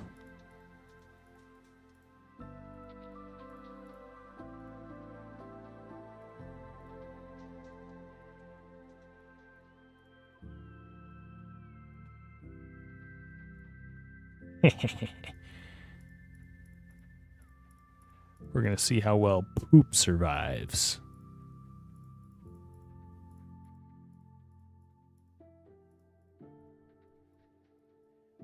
Poop.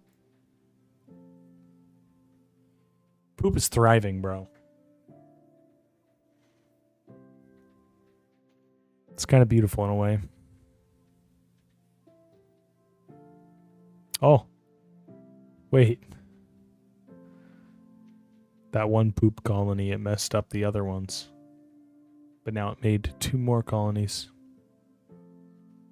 So it gets really interesting reading about this history of this thing. People have dedicated entire mathematical careers to aspects of this game. That's so bizarre. It's duplicating. No, they're moving away.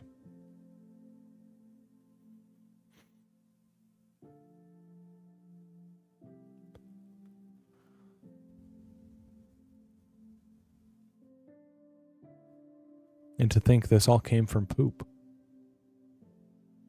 That's pretty cool. No, that's actually really cool, though. There's something like mesmerizing about it.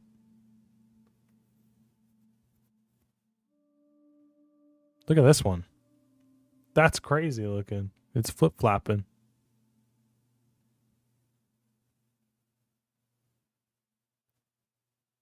Other people have used the behavior to create functional computers within it.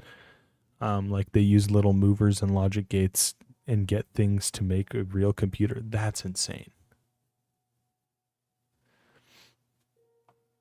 I mean, similar things have happened kind of in Minecraft with the redstone system, actually. People have made functioning computers within Minecraft that allow them to play Minecraft in Minecraft. Isn't that crazy?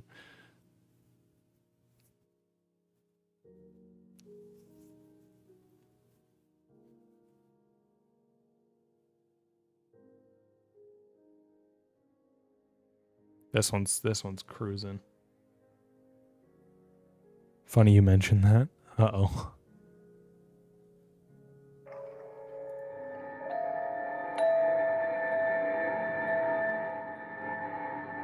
Life in life. Oh no. No. It's gonna happen.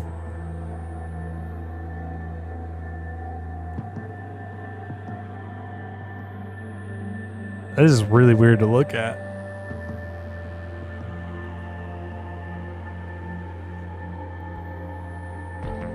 It's hurting my eyes.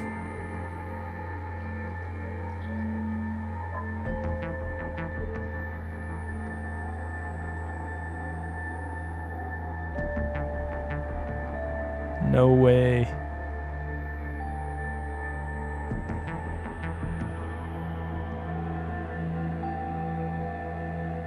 Oh my gosh. The fact that somebody took the time to position the blocks so they could hit play and this would happen, no, that's insane. That's actually crazy.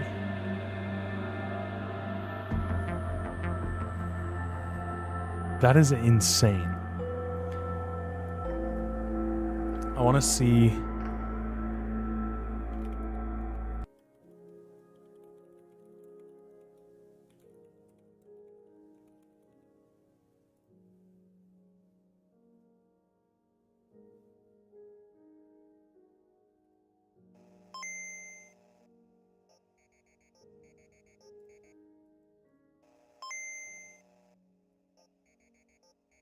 7 months of work.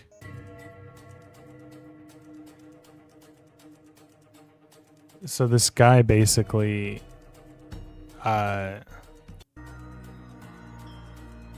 he essentially uses redstone, and because it's a very simple kind of way that redstone works, but he used redstone to build out different sections of a computer, essentially.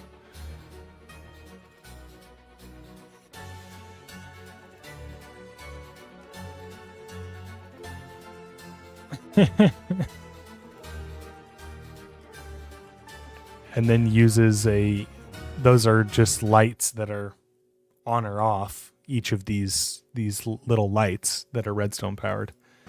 Yeah,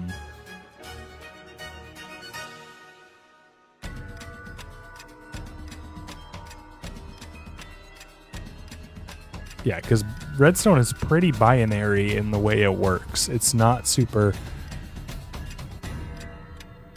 like, isn't that insane?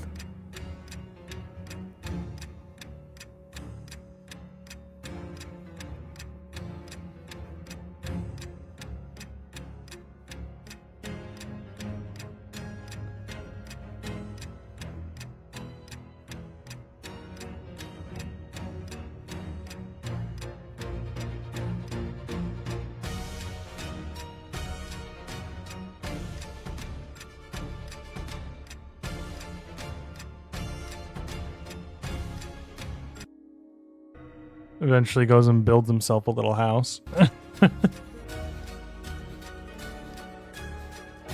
Like, I genuinely don't understand how this happens. Like, it doesn't make sense to me.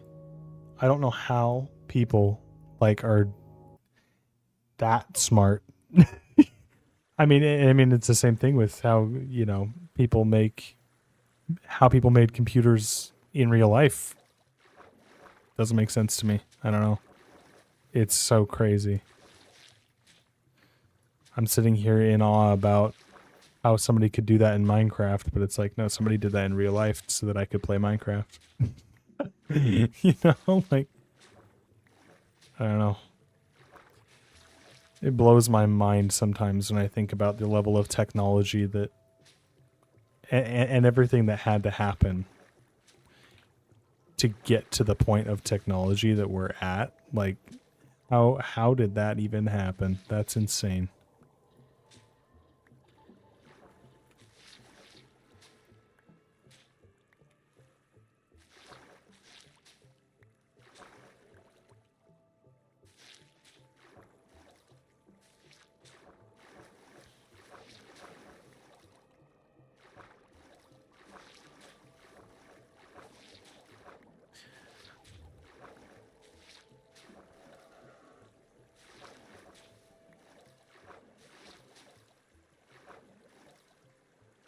Totally. And the fact where we are now, at some point, it feels like, when do we stop understanding how technology works as a human race?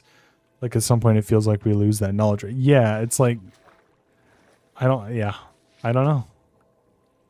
Kind of crazy.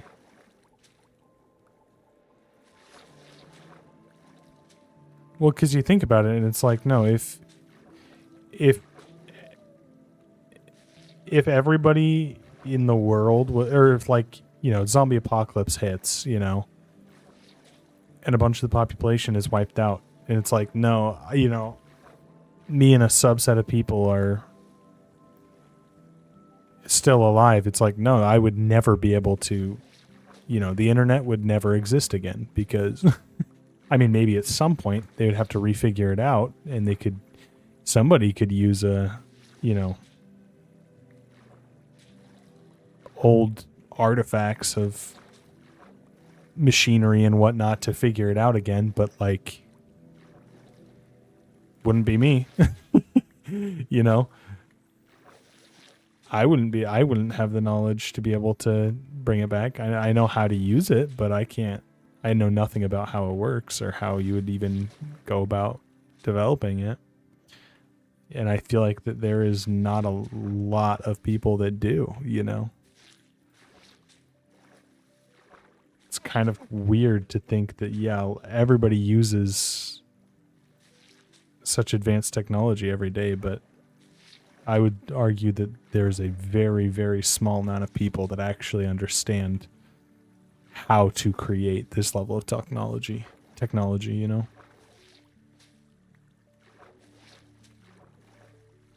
And I am certainly not one of them.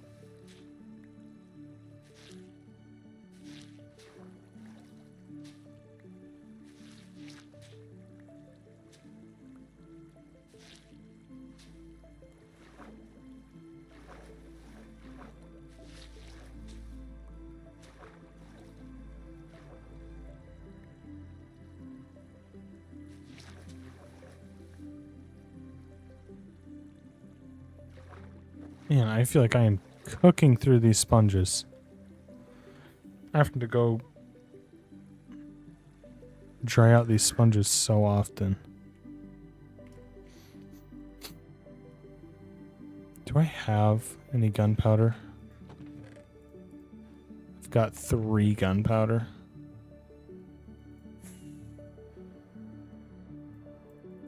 Maybe Ammon has some rockets at his base that I can steal. Oh yeah, he's got lots of gunpowder. But does he have any paper? He has a little bit of paper. I know who will have some sugarcane though. Oh, there's some right here.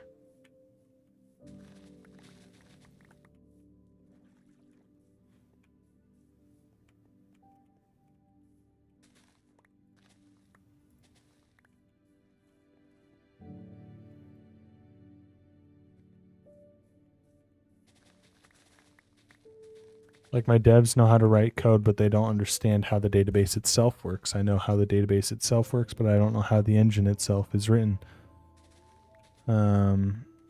Someone knows how it's written, but they don't understand how it actually physically interfaces with the hardware. Someone understands that, but doesn't understand how to build the processor, the physical processor. Yeah, feels like at some point so few people will understand one of those links that one of them gets hit by a bus and boom, we don't actually in the entire race know how our own technology is functioning. Yeah. And what's weird is that we've gotten to the point that it feels dangerous to say this for some reason, but we've gotten to the point where we don't need somebody to know because of AI.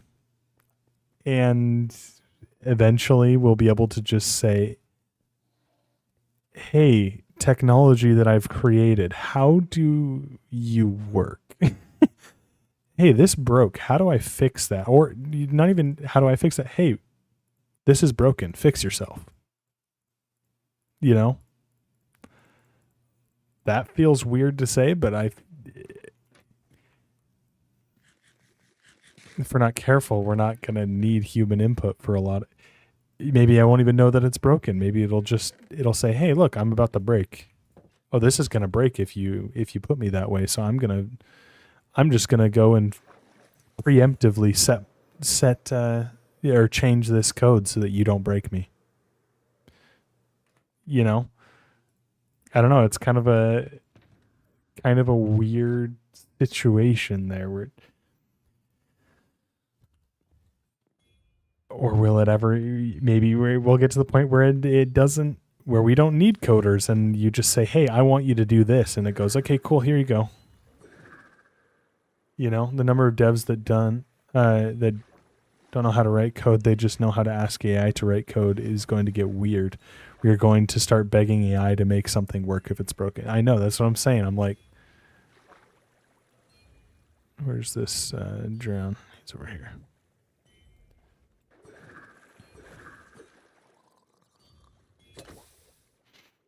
It's like super bizarre.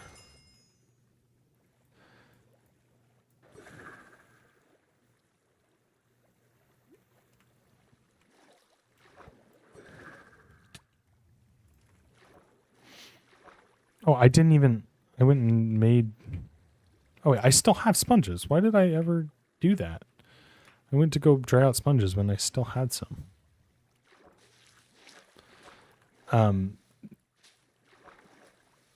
No, yeah, it's super weird because it's like, I don't know. At what point is it too far, you know? Because I don't know. It's really weird. But the fact that people are still making Minecraft in Minecraft just for the sake of doing it gives me hope that smart people will take care of it. Yeah, you know, exactly. It's like eventually, hopefully it'll, I would also hope that we don't ever design something that gets rid of the need of humans, I guess, if that makes sense. Just for our own good. I feel like it would not be in our own favor to design a system that doesn't need human input.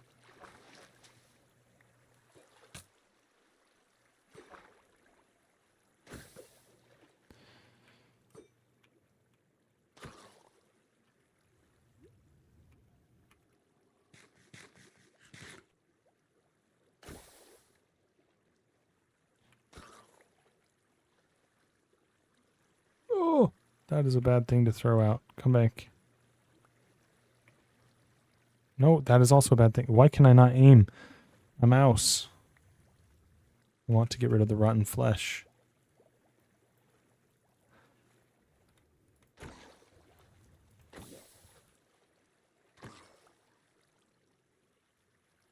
Yeah, unfortunately, as humans, I think we are too driven for profits and progress to stop ourselves from making something simply because we shouldn't. Yeah, that's what is a little scary about it. Is it's like, I mean, to be fair, people have said the same thing about,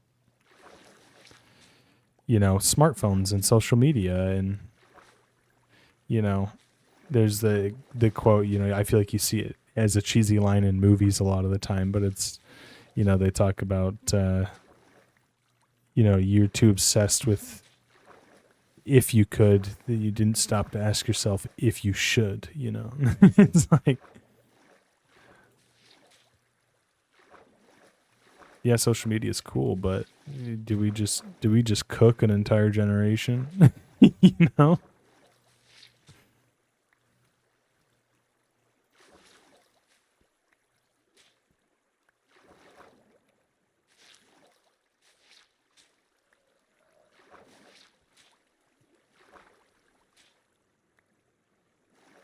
The internet as it exists, AI as it may become, the atomic bomb, all technology that we knew well in advance was dangerous, and we pushed forward blindly and recklessly anyway. Yeah. Or isn't that an Oppenheimer quote from the Oppenheimer movie? They say, somebody says to Oppenheimer, they're like, you're too obsessed with if you could, you didn't stop to think if you should, or something like that. I'm pretty sure that's like a quote from that movie, actually. Which is funny that I quoted that while you were typing that out. Talking about the atomic bomb.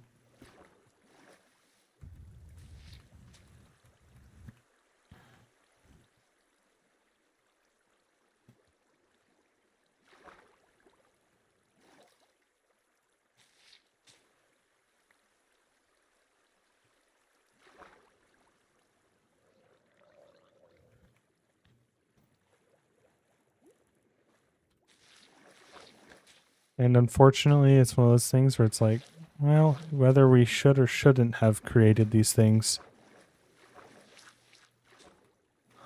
I'm going to try and use them for good, you know? Don't use them for evil and for bad things, and we should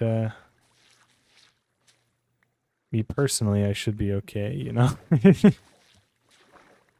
Unfortunately, there will almost always be people that use the technology for bad purposes, which is unfortunate, but and it's also one of those things that it's like there's nothing I can do to stop a lot people from doing bad things with technology, so I almost don't want to concern myself with it, you know? I did a research paper in college about technology's effect on emotional well-being. Did you know studies were done in the on the internet in the early 90s and its effect on people's happiness? I actually did not know. Because I mean, obviously there's lots of studies now that are kind of have proven the fact that that social media and the internet is nearly directly correlated to mental health problems. But I was not aware that there was studies and stuff before, you know, back in the 90s. That's kind of crazy.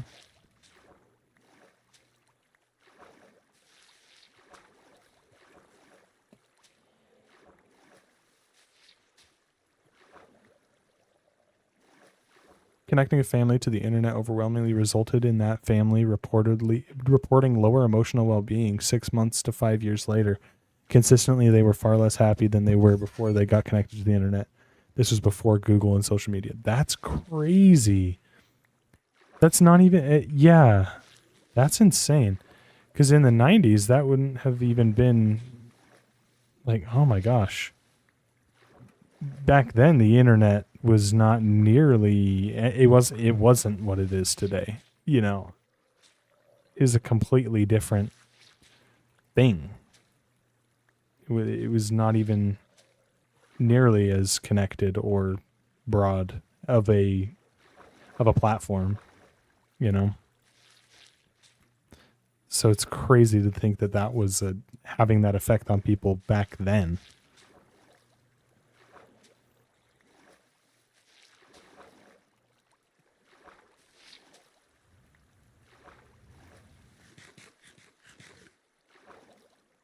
See, reading that just makes me go, you know, I need to go to the gym or something.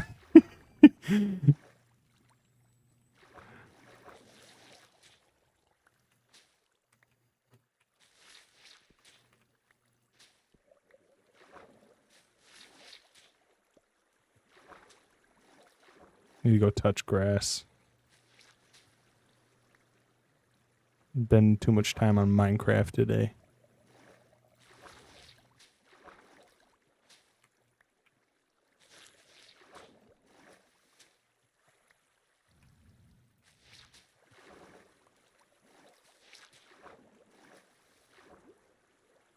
No, that's super crazy.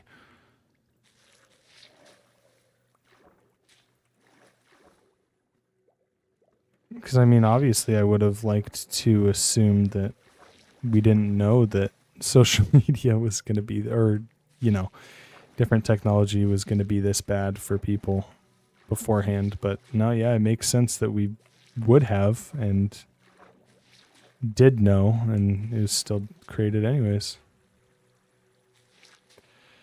Because of money.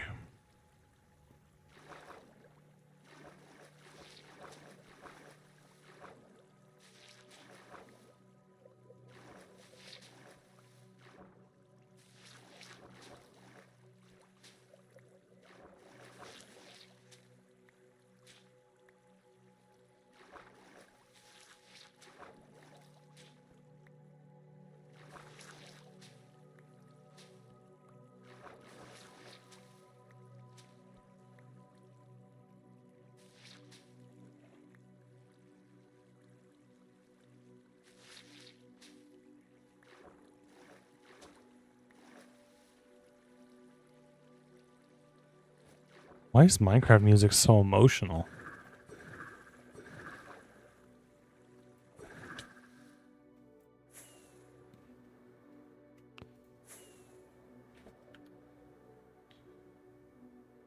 poop from a butt. Not the music. The thing on my map. You could thank Ammon for building that.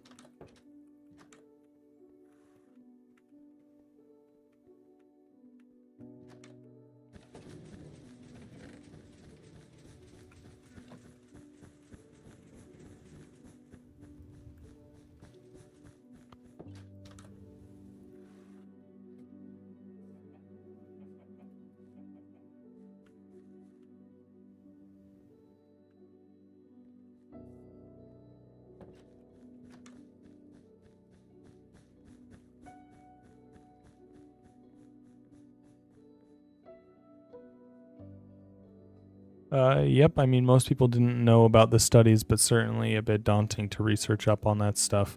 In so many ways, we were way better off, especially in the progress of the human race standpoint.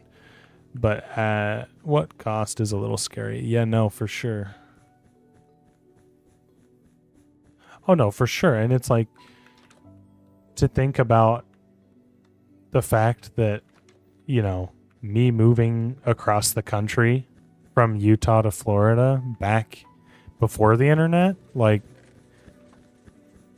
I would have had no way to connect with, you know, my loved ones in the same way. You know, I wouldn't be able to stream and talk to you, you know. I wouldn't be able to call you on Discord and play games with you, you know. To just be like, yeah, I'll send you a letter every now and then. But like, I feel like this, at the same time, I was going to say, I feel like it would be much more daunting and much more like I'm alone in this kind of feeling back then. But at the same time, I feel like I would have probably not, you know, I would have gone out and done stuff, you know, I would have been out doing things in the community more rather than sitting inside playing games on my computer during my spare time, you know. I would have been out interacting with people. So maybe I you know, would have felt more connected to the people here in Florida, but wouldn't have had any sort of connection with people back home, which is really weird to think about too.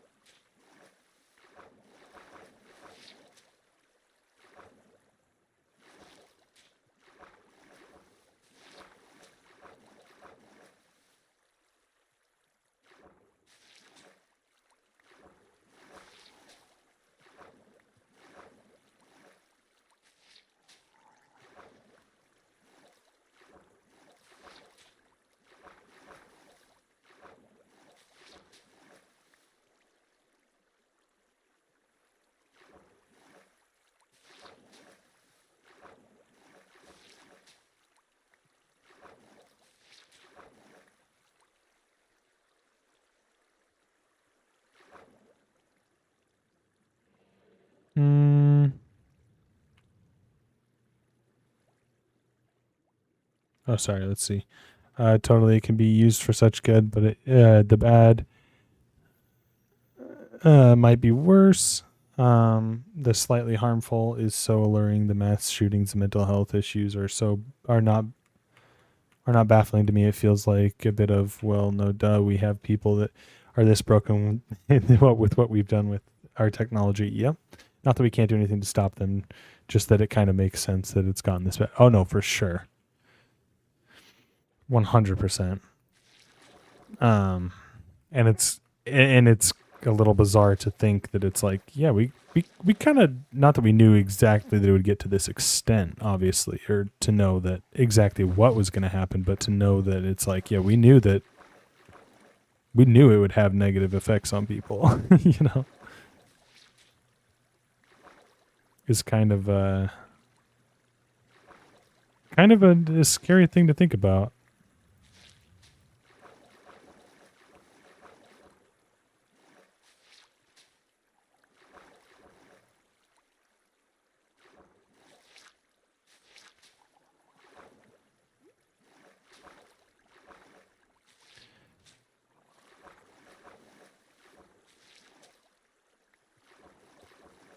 And it's also another thing is it's like because of the amount of, you know, the quickness of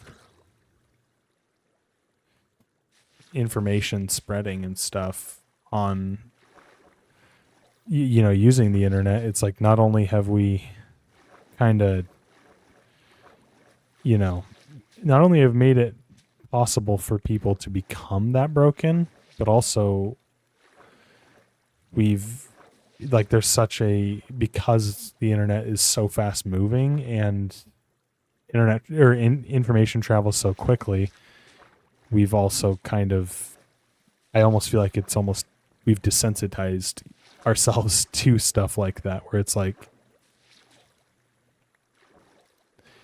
I saw somebody talking about this,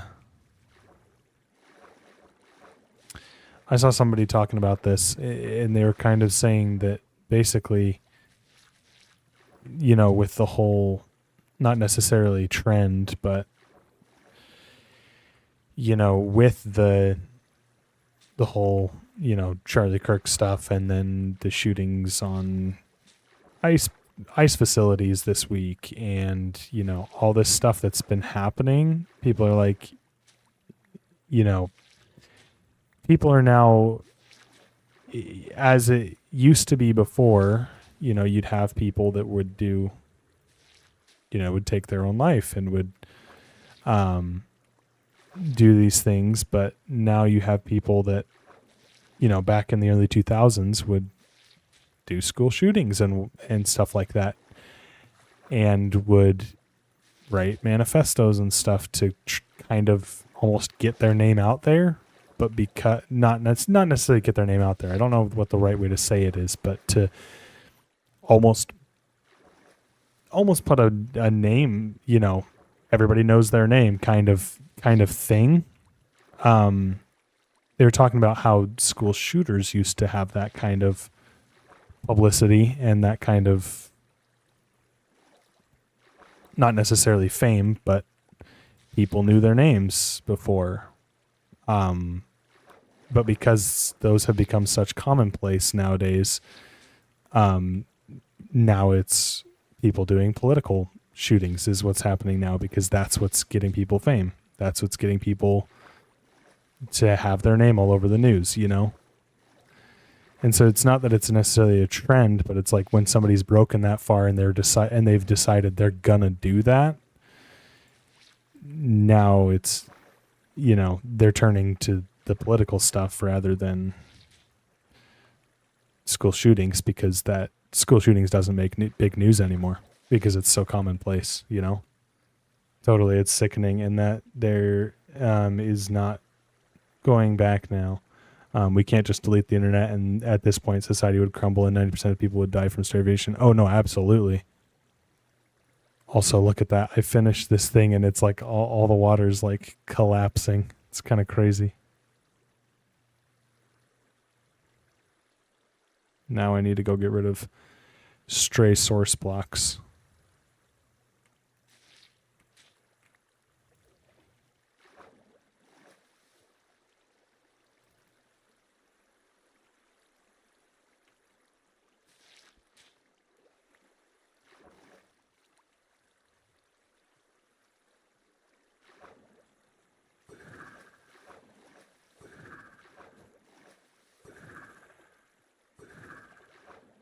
No, but totally. It's like, yeah, no, yeah, it's kind of cooked to a point, but yeah, like you said, you can't really just get rid of it because, yeah, so many people would die from starvation due to loss of jobs,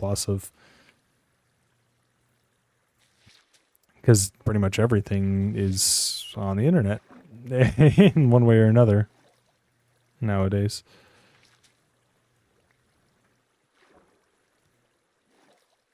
Super weird.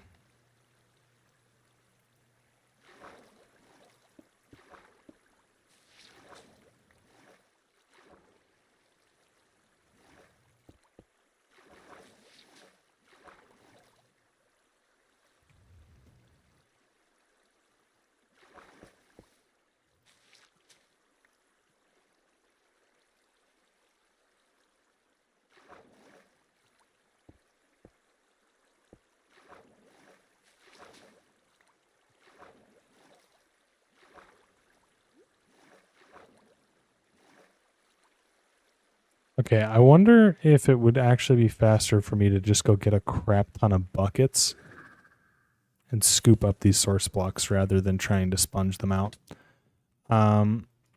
So what I'm gonna do here.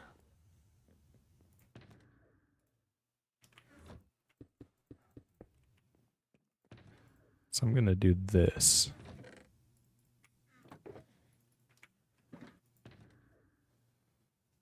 Um,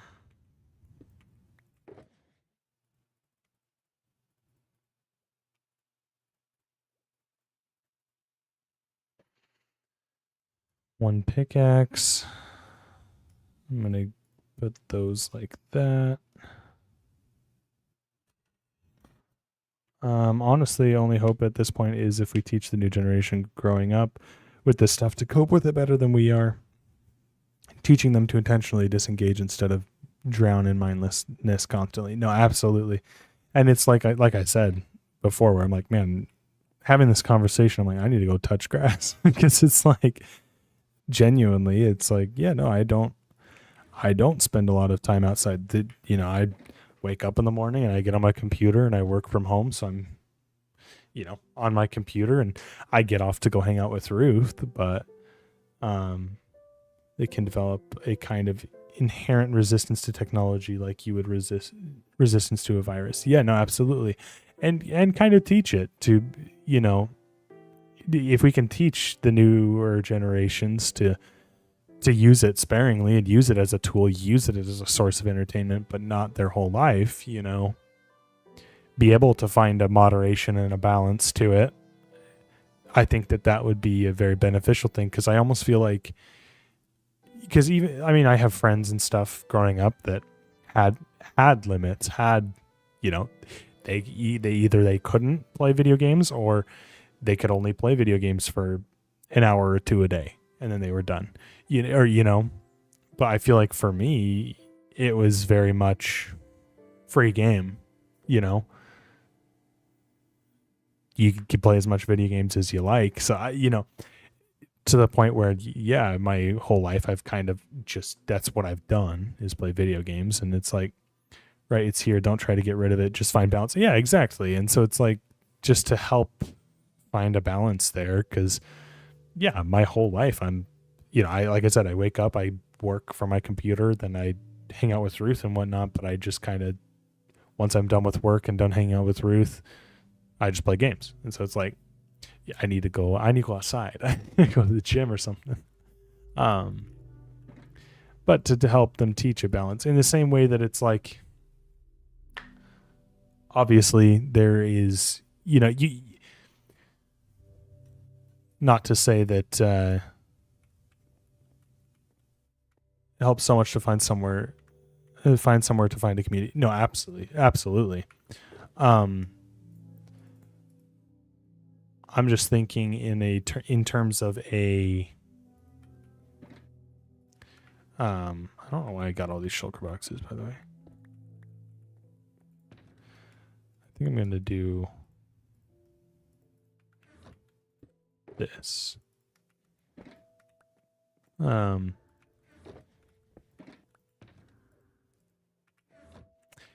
But it's kind of like a. I'm trying to think.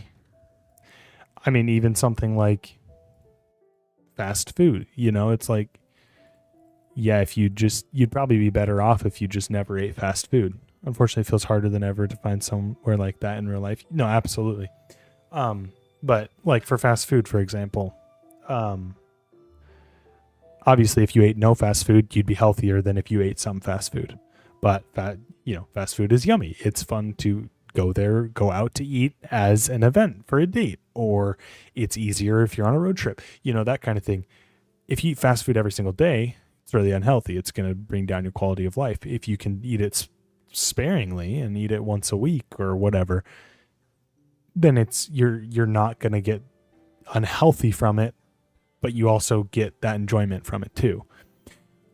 Whereas if you had just unlimited fast food all the time, you'd die, So it's like, it's just one of those things that if we can treat it as a tool that requires moderation to it, I think it would be a lot healthier of a space,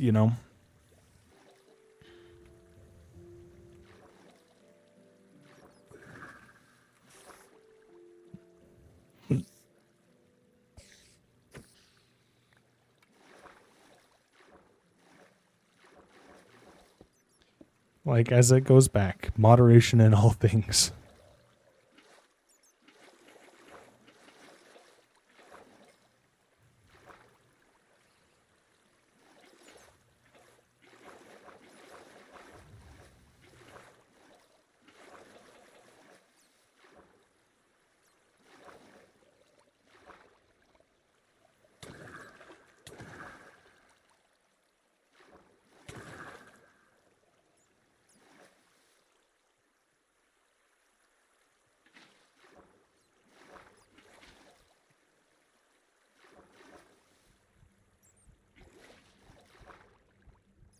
Right, be realistic. My efforts to eat healthier and lose some weight would have failed so stinking hard if I had totally banned sugar from my diet or just starved myself. But making incremental changes to try and eat better each week, it feels like I'm really making steady progress. I don't feel a desire to go back to how it was before. No, exactly. Yeah,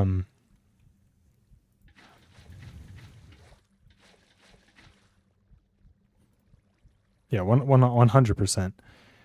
And so it's like, if you can find that balance, there's nothing wrong with sugar. I mean, obviously, that's not a true statement. There's nothing wrong with sugar, but clearly it's not healthy for you. But that's not to be said that there's no benefit to it. It's yummy. I like it. And so, but I don't need to have a ton of it, So if you can find that balance, it would work a lot better, for sure.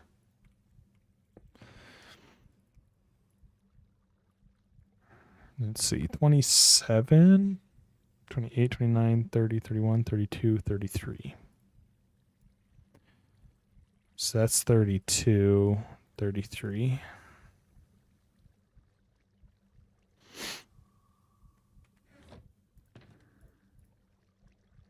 And then if I do that, then I can do 34.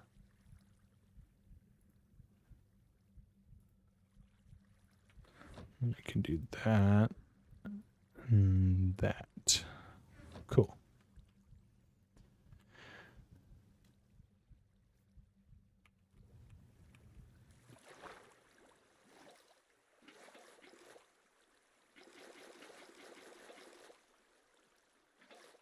Oh, there's an infinite water source there. Crap, I will need sponges for some of these. I was really hoping I'd gotten rid of all of the infinite water sources and then I could just bucket it up. I was hoping that it was just one-off situations here, but that's really annoying, actually.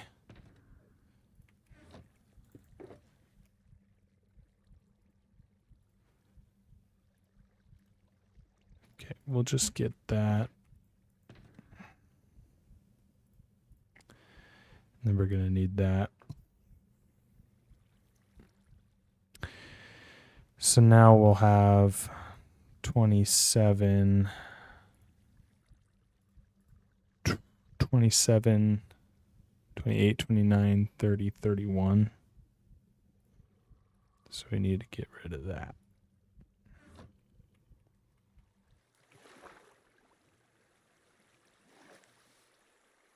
All right, there's an infinite water source right there.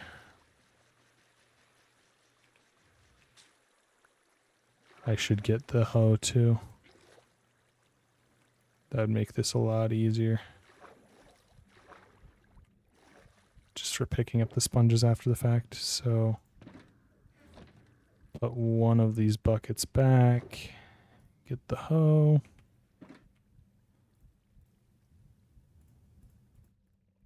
Perfect. Let's see. I'm down to maybe 2 cans of Mountain Dew a week. Oh, geez. And I'm not craving it because I just cut back incrementally and still let myself have it when I really wanted it. I can now eat 2 to 3 or I can now eat 2 or 3 orders and be done. Rather than scarfing down the whole package at 1 a.m. No, that's awesome. Oreos. Yeah. That makes sense. Rather than scarfing down the whole package at 1 a.m. Yeah, no, exactly.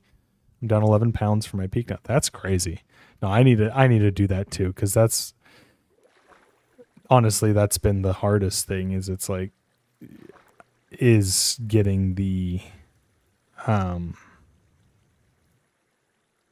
motivation, I guess, to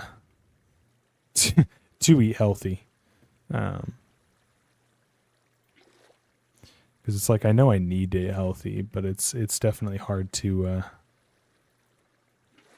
get that sometimes, you know. Focusing on improvement, not perfection, has helped my motivation. Oh, for sure. No, that's a really good way to think about that, because I feel like that is the one thing that I always get stuck in is when I have tried to eat healthier, is it's like, okay, no fast food this month. And then 3 days in, I have a bad day or at work or something, you know, and I'm like, oh, I don't want to make dinner. I'm just going to go get fast food. And then I feel bad about getting fast food. So then I keep getting fast food or whatever, you know. But finding that, okay, yeah, no, it's okay if I get fast food every once in a while, but just don't get it every day, you know. That improvement is definitely a good way to think about that. I made a texture pack. Let's see. Resource packs. I guess I didn't make it, but I modified a previous one. Being proud of myself for choosing an apple instead of a candy bar once during the day was how I started. No, for sure. I just need to make the choice to buy an apple versus buy a candy bar so that I have an apple to eat.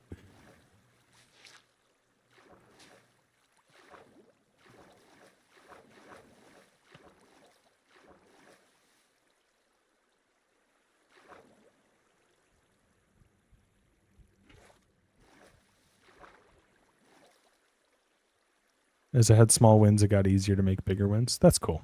Yeah, no, I definitely need to start thinking about it in that kind of perspective, because a lot of it is like, I didn't, you know, yeah, no, that's cool. I like that. Need to start thinking about it more in that perspective, I think.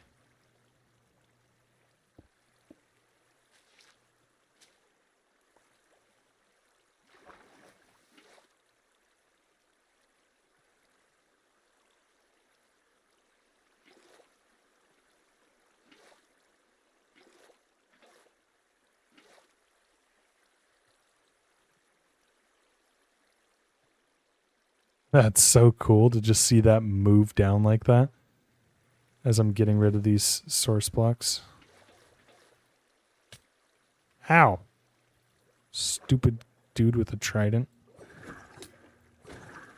Yeah, I got one of them too, nerd.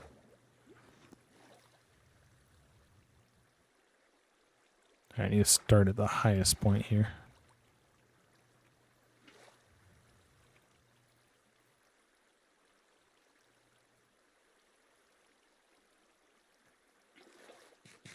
I need a sponge for that one. And sponge. Okay, and then we get rid of this source block. Then that drops it. Get rid of those source blocks. That drops that. Get rid of those.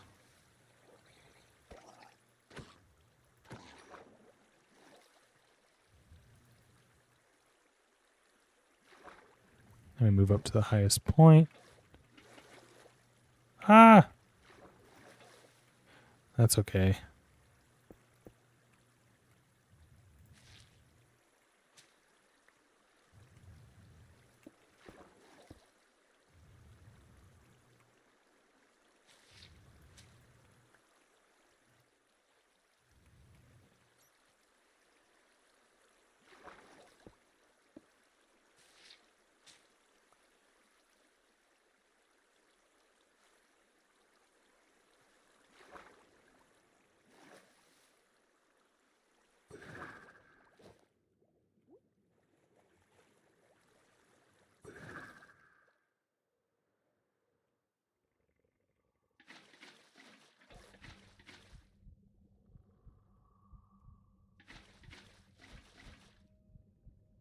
Let's see.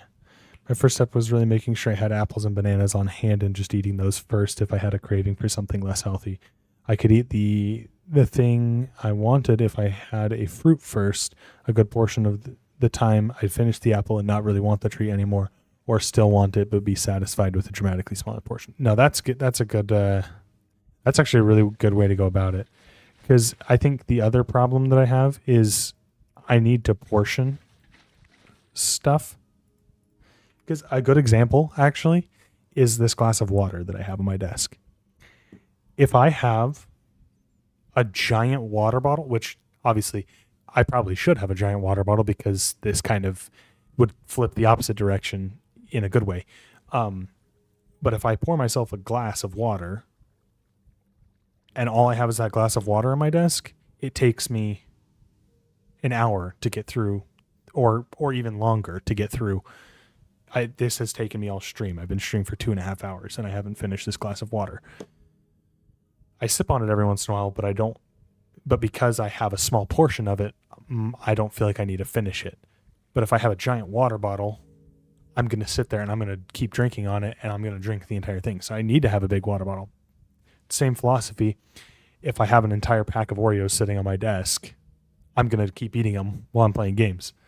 If I put 3 Oreos on my desk, I'm going to eat those 3 Oreos fairly quickly, probably, but I'm probably not going to get up and go to the pantry to get more Oreos. You know? So if I'm going, okay, I go get a snack. Okay, I got an apple or a banana. I ate it. I still want some chips. Instead of bringing the entire family-size bag of chips and putting them on my desk and eating them, pour a little bit into a bowl and then eat the bowl. You know, I use our small plates instead of our large plates for dinner most of the time for that same reason. Oh no, absolutely. That's another thing is when I do eat fast food, I don't know why, but I think it was just because growing up, I didn't want to waste people's money. I don't want to waste mom and dad's money. And so it's like when we get fast food, I have to eat the entire thing, you know, and I've always had that. I allow myself to get more if I am still hungry after the small plate, but most of the time I don't feel like that. Yeah, for sure. And so I feel like I've had that same thing where it's like, even as an adult, it's like, I spent my money on this. I'm gonna eat it all because I don't want to waste my money. And I've actually had a perspective change on that since moving out here. I don't know why moving out here gave me that perspective change, but it's to the point where my brain is like, I was okay with the amount of money that I spent on this meal, expecting to eat the entire thing. If I eat 3/4 of it and I'm completely full and eating the rest of it for the sake of eating the rest of it is going to make me sick, just but I'm not going to eat it leftover. Just throw away the extras, you know. Better if I can save it for leftover, but if it's like a burger or something, I don't like to eat burgers left over because they get soggy and they get gross. I don't like them. So if I only finish half the burger, I'm okay. I filled myself up for the amount of money that I spent. You know, I was okay to spend that money to fill myself up. If I don't eat the whole thing, oh well. You know, obviously eat until I'm satisfied. And if I finish the whole thing and then I'm satisfied, cool. Totally. And not buying bigger sizes of shakes, etc., just because it's a better value. No, 100%. 100%. I found this out with Olive Garden too, where I was telling Ruth, I was like, I feel like I like getting Olive Garden to go better than eating, going out to get Olive Garden and eating in restaurant, because when we eat in restaurant, I feel obligated to eat more. Whereas when we get it to go, it's big enough portions that I eat until I'm full and I put the leftovers in the fridge and I can get 3 meals out of an Olive Garden dish, And so it's like, whereas if I don't before, I would get that same dish, but force myself to eat the entire thing. And so the $20 meal only got me 1 meal. So it actually ends up being better value because $20 got me 3 meals instead of just 1 because I didn't force myself to eat it,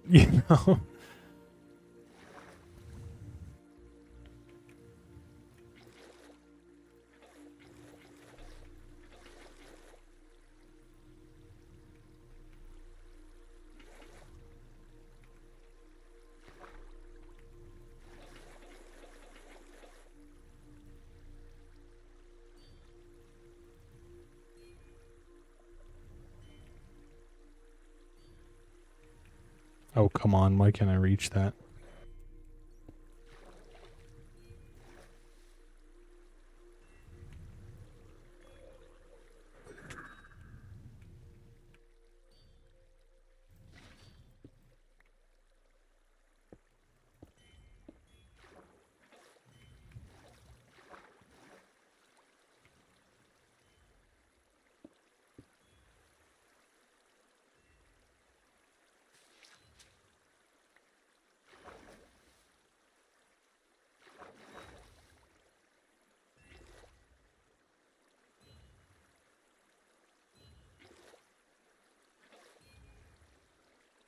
Apparently, I've started sharing most things when we were eating out. We went to Dairy Queen.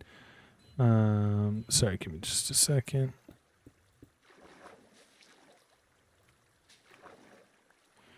Went to Dairy Queen, and I definitely would have gotten my own burger, fries, and shake and eaten it all myself. When we went a couple weeks ago and split a burger, split a fry, split a shake, was not hungry when we got done.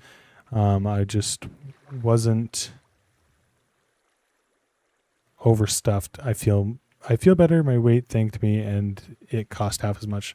That's a good way to think about it, because, yeah, I am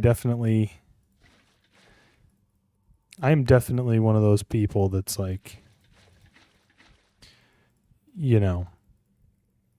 which, to be fair, I think a lot of the time it's like, I can't, when Ruth and I get McDonald's, we'll both get a large fry and then both only finish half of the large fry. So now when we go, we say, okay, you get a burger, I get a burger, and then we get a large fry to share instead. We've done those sorts of things to change it, but I think that there's definitely some warrant to say, I don't need a whole burger and fry, because especially as you start eating less, you need less to fill yourself up. It's only in that beginning that you're going to even feel like maybe you even won't feel like you're hungry after eating. You might just not feel overstuffed, like you're saying, or like you said, rather than being filled to the brim.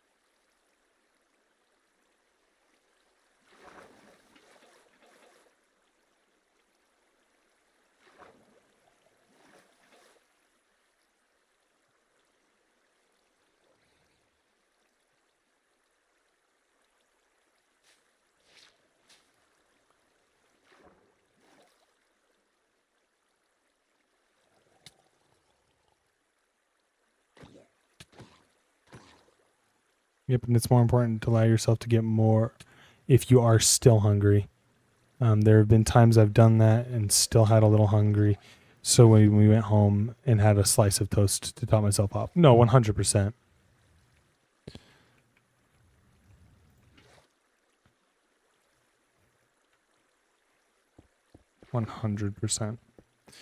And it's there's nothing wrong with still being hungry too, especially if you are trying to cut back during that transitionary period.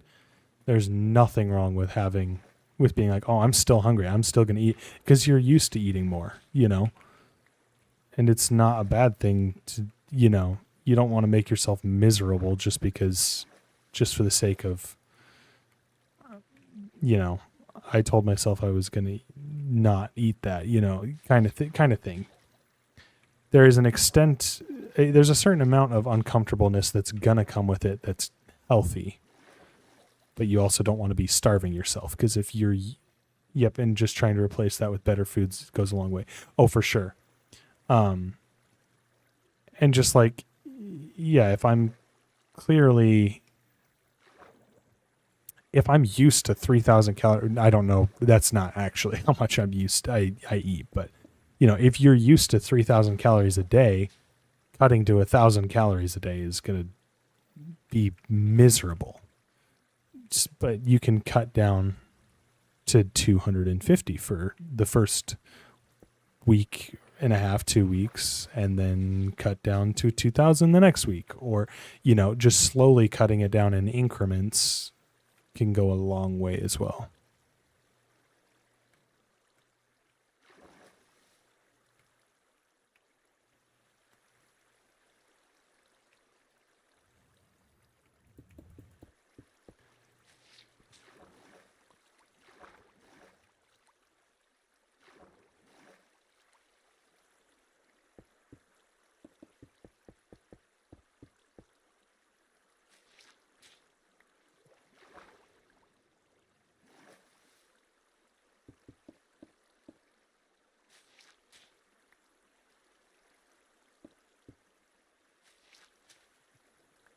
And honestly, I think it's a similar thing with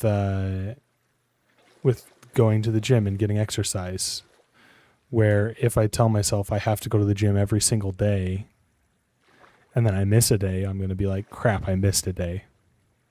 Well, now I'm just not going to go, but if I tell myself, I'm going to try and go as much as I can and, try to go every day, but not beat myself up for missing a day, it would be a lot more beneficial, be okay being like, I'm too tired to go today,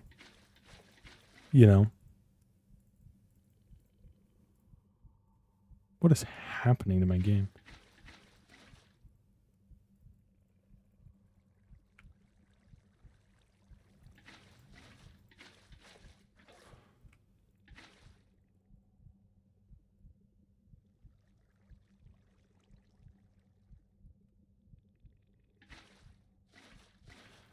What in the heck?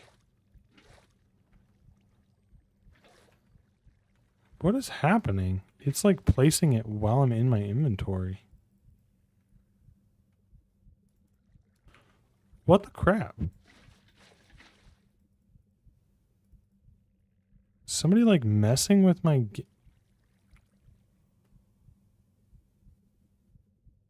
What is happening?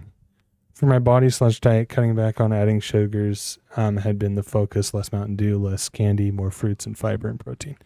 No, for sure. That's a good way to go about it. What the heck is happening?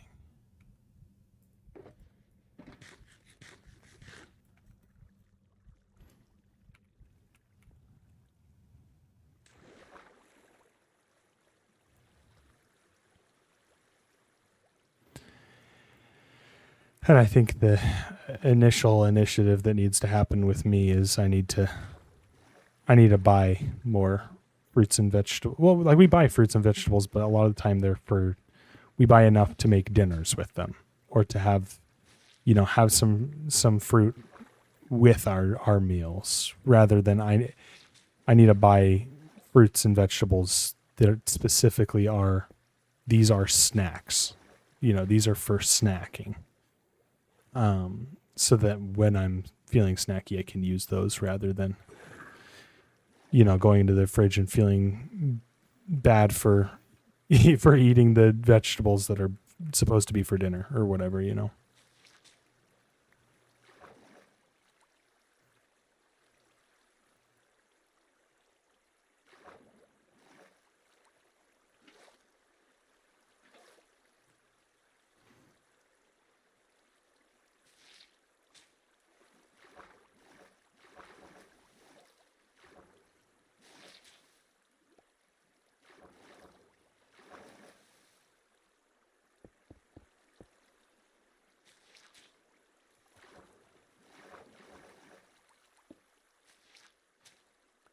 Man, why is there so many source blocks right here?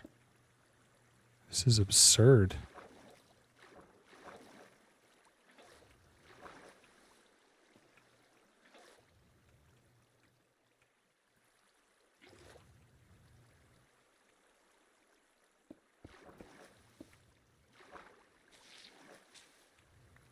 Daily value for sugars is 50 grams, by the way. Oh, wait, let's see. Because I was consuming an absurd amount of sugar, like an absurd amount, 3 cans of dew a day, along with 130 grams of sugar. That plus whatever candy and crap I could get my hands on, I think was probably hitting in like an average of 300 grams of sugar, I'll bet, a day, maybe more. Yeah, that's... Honestly, would not be surprised if I'm at a similar spot, just because I'm not paying attention to it at all, really. I feel like it's one of those things, if you're not paying attention to it, it's a lot easier to go overboard if you're not paying attention to making sure you don't go overboard,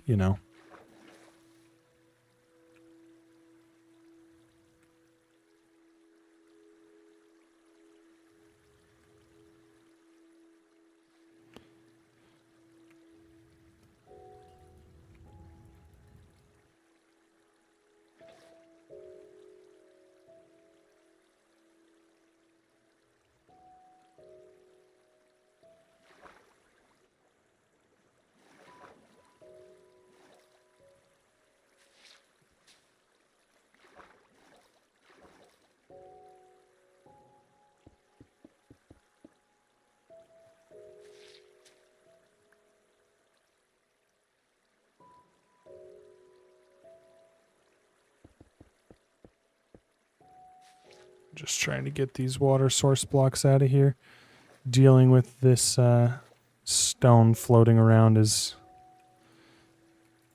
tomorrow's me problem.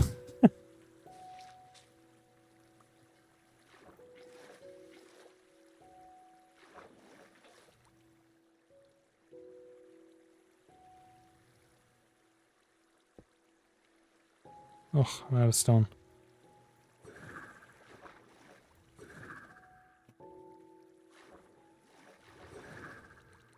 Yep, neither was I. Do is the final key for me, though. Cutting back from 3 cans to 1 a day was when the weight started dropping off. Yeah, and I think I need to focus a lot more on drinking water too, because honestly, like if I have water at my desk, I get a lot less. I feel like obviously if I'm not drinking very much water, my body's gonna crave water when I'm thirsty, and for a long time, I mean even now my body goes, I'm thirsty, I should go get a soda, because I would much rather drink a soda than drink water. But if I can just keep water on my desk, I can stop myself from going and getting a soda instead of a water,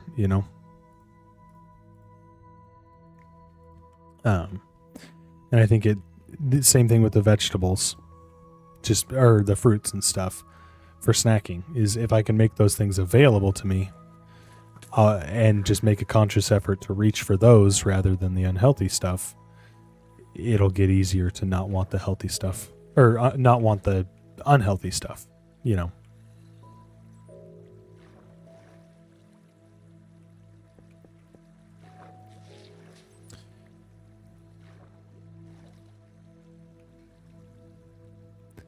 And the other problem is I go, well, it would be easier to just not buy the health. Or for me, it was I can have a soda once I'm done with the glass of water. Half the time I didn't want the soda anymore after I forced myself to pound the water. Fair. And that's the other thing is, part of me goes, well, if I just don't buy unhealthy snacks, then there won't be unhealthy snacks for me to eat. I'll be forced to eat the healthy snacks. However, I do know that I've done that before and my body goes, the problem is if I don't have the unhealthy snacks when I want them, even if I do eat a healthy snack and then I still want an unhealthy snack and I don't have it there, I'm going to want to just go buy, go to the gas station and get snacks. And if I go to the gas station or the grocery store specifically to get snacks, I'm going to get way too many. I need to have the unhealthy snacks available and there for when I'm like genuinely craving them and want that. I actually want that. It's not that I'm just hungry or that I'm feeling snacky. Like I actually want sugar, or I actually want, whatever it might be. I want to make sure it's there so that I don't go impulse buy a bunch of snacks I don't actually need.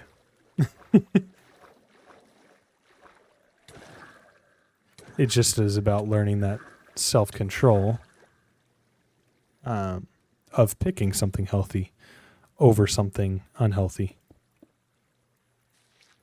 And that self-control gets easier as you do it, turns out.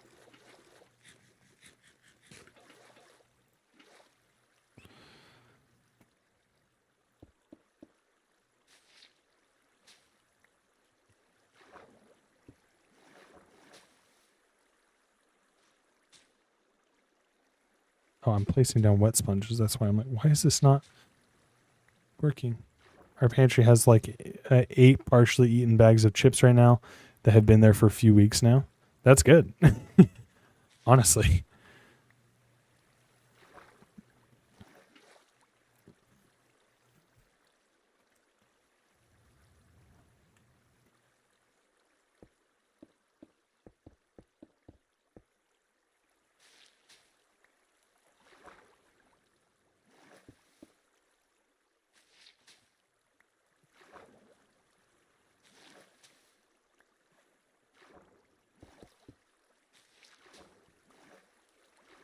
That's really good. Because I would have finished them all over forever ago at my old pace. I have stopped eating them, just slowed down naturally. Yeah. There you go. That's awesome.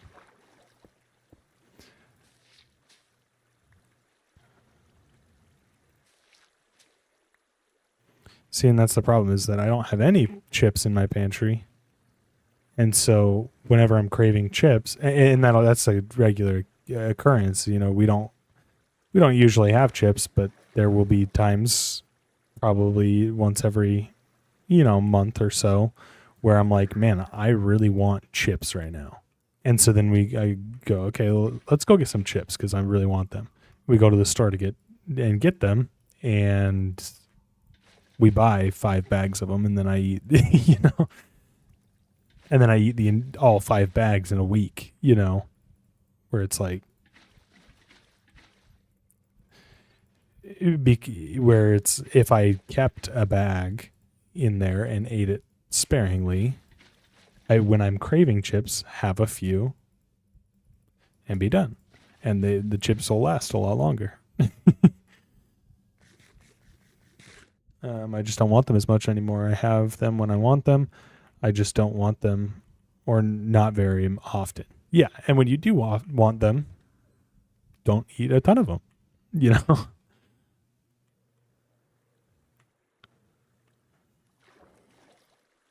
It's definitely a useful thing to be able to control, for sure. And it's very interesting to see how much of a difference it makes quickly, you know?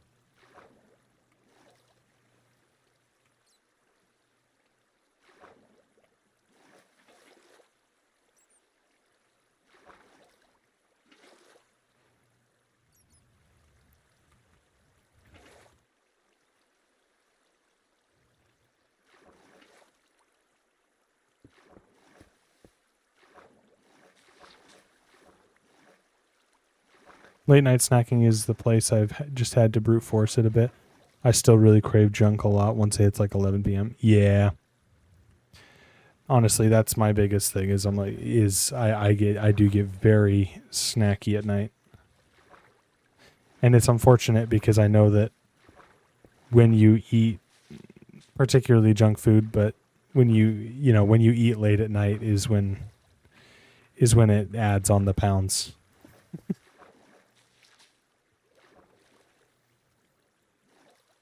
That's when it affects when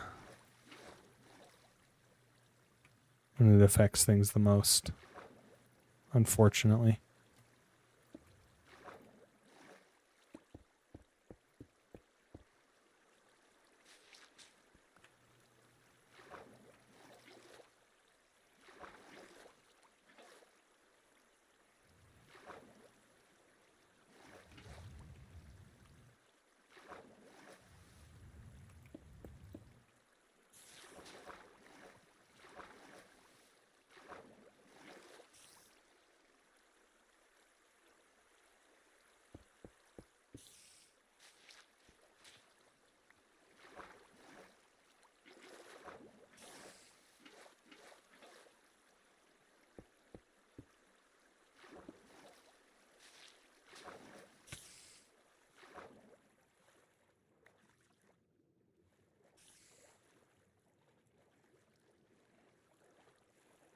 Yep, the only way I've gotten the motivation there is by realizing I'm doing so much better all day long. I don't want to lose that streak right at the end of the day. Oh, for sure.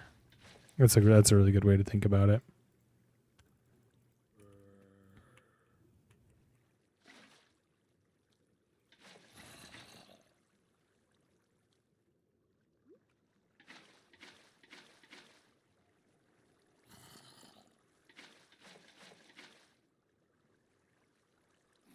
Here, before I go continue working at this, I'm gonna go check on Ruth. I just realized it's been a minute since I've done that, so I'll be right back.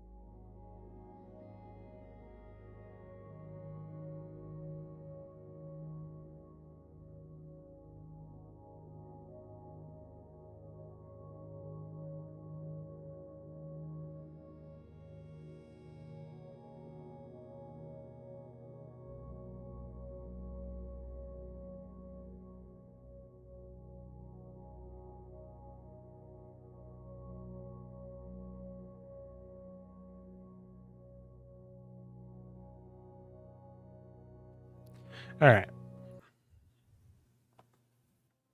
Oh, I am back. I'm going to try and finish up, at least making some progress on this. And then for like a couple more minutes, and then I'm gonna hop off for the night, I think. Because I've been streaming for 3 hours now. Holy. It's the longest I've streamed in a long time.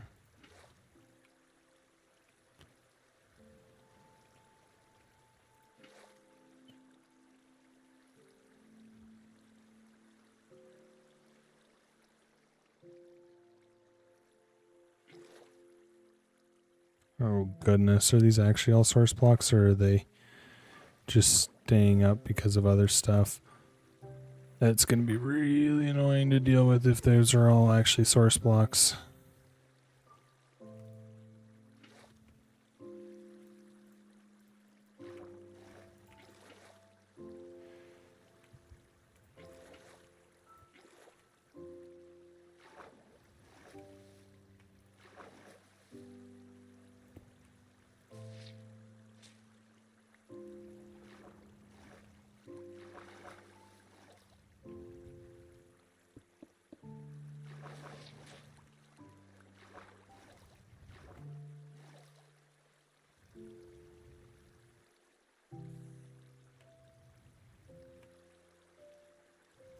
It's really satisfying to watch that go with the texture pack that I made. That shows me what the still water textures.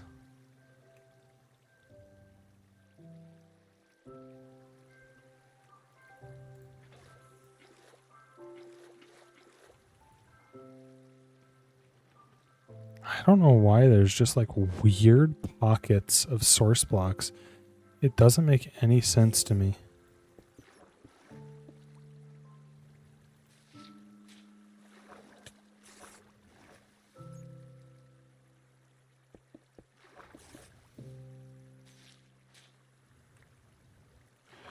And there's like so many of them too.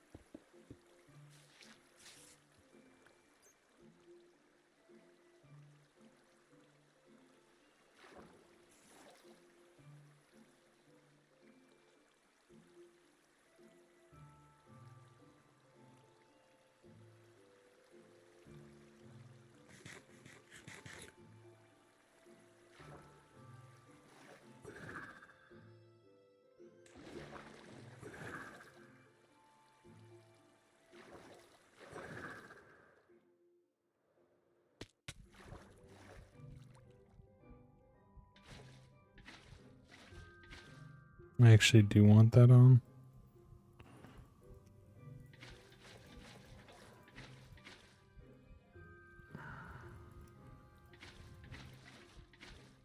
Okie dokie.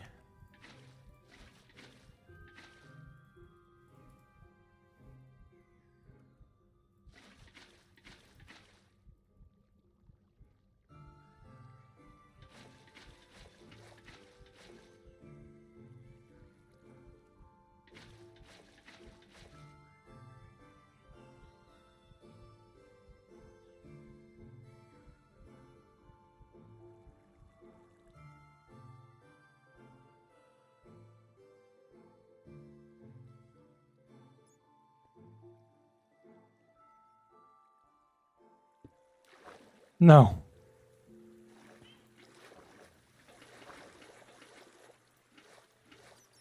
Luckily that worked okay.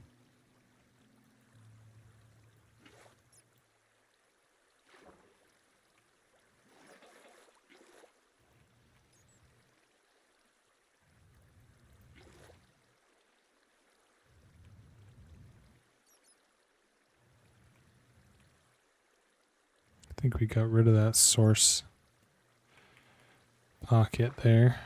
Oh goodness, this is going to be a doozy. Okay.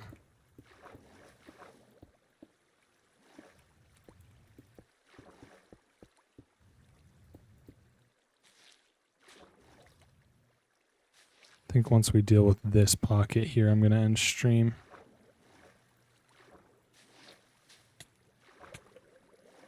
Okay, stupid drown.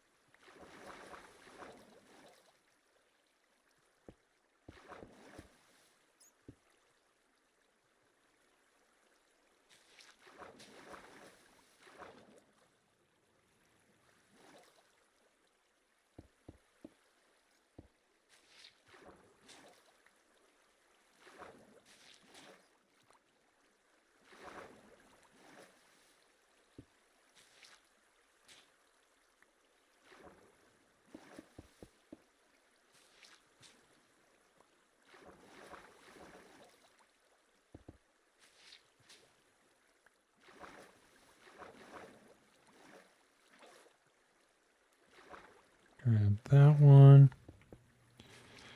Come on. Oopsie daisy. I thought I was placing stone there.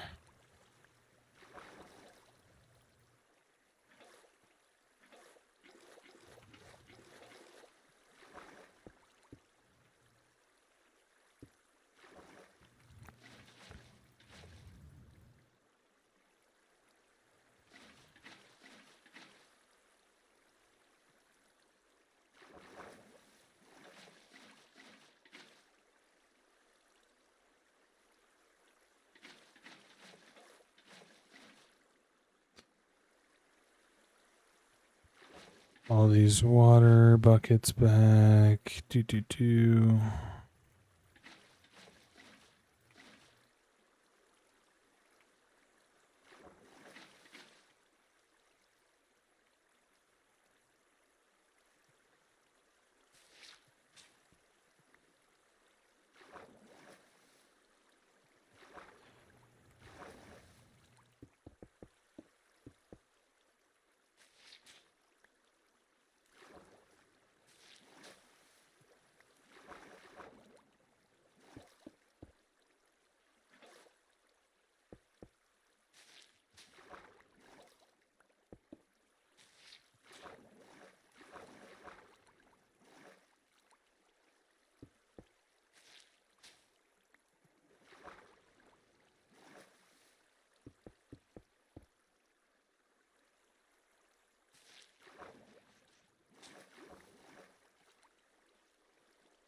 I'm out of that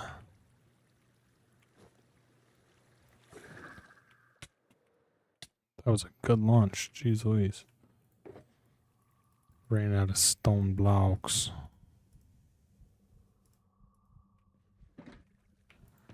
Almost out of these two. Oh my gosh, there's a jockey.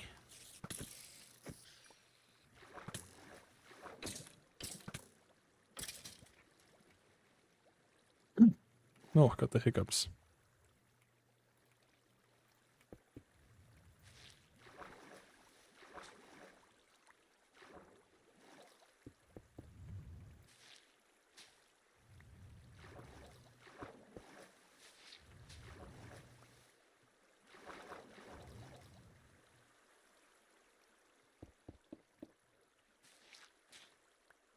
Man, this is such a big freaking pocket. Source blocks.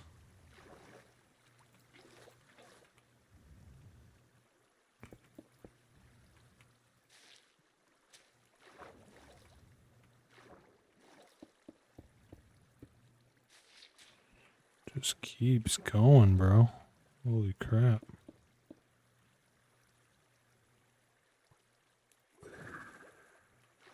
Get rid of this one too. Because that might help drop a little bit of this.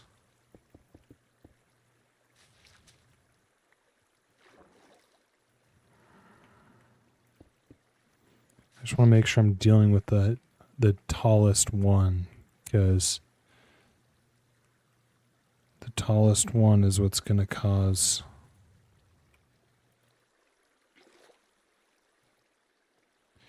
the other ones to stay up, you know?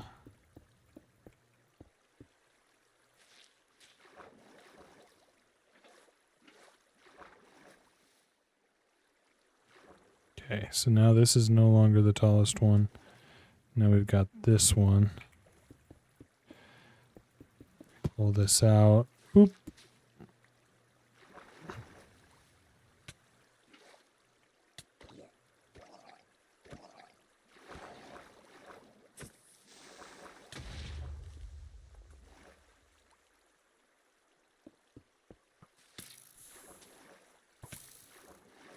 Ow.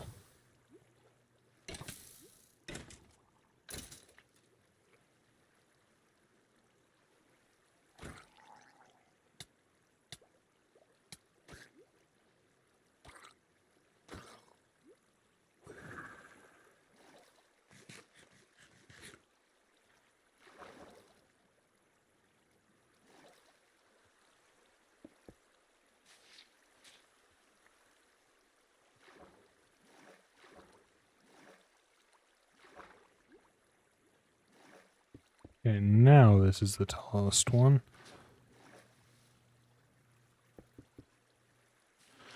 Except for that one over there. But it shouldn't be affecting this one too much, I don't think.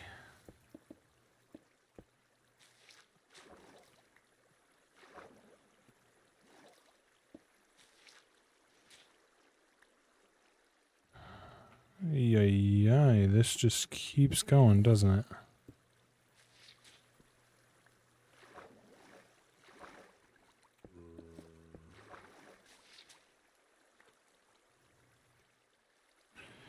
There we go.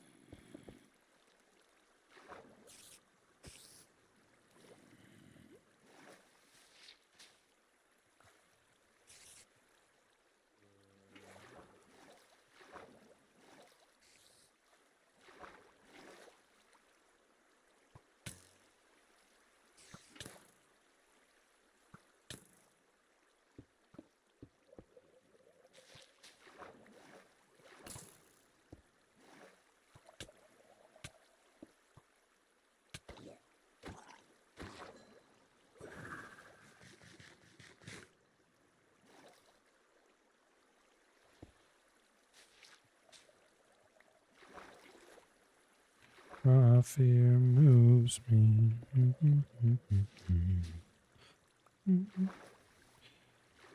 Do, do, do, do, do, do, do,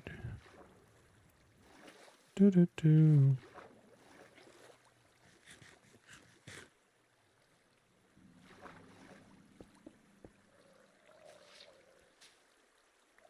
What is going on that's causing all of these source blocks, man? What a nightmare.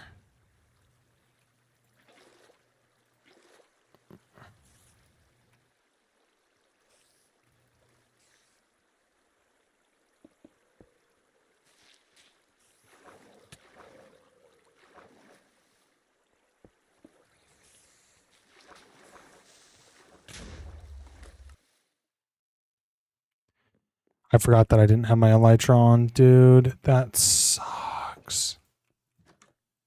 Okay, I'm gonna go get my stuff back and then I'm gonna call it for tonight after I get my stuff back. That sucks. I forgot that I didn't have my elytra on, man. I don't know whose bees these are, but they're coming with me. Oh. That is really unfortunate. Because I shouldn't have died there if I had my elytron. Because for some reason, creepers deal enough damage to kill you even if you have the best armor in the game. All of the pieces minus the chest plate. For some reason, it kills you. Oh my gosh, there's so many creepers.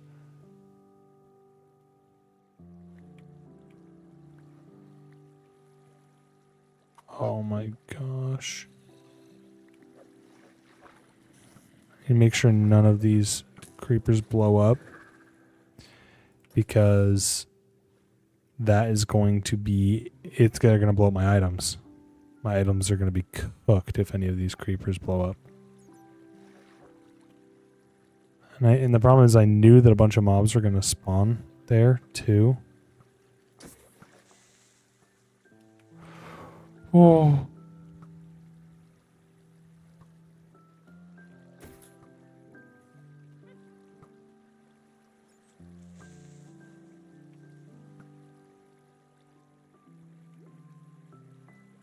Oh gosh. My items are just getting pushed so far away. What's this over here? There's a bucket.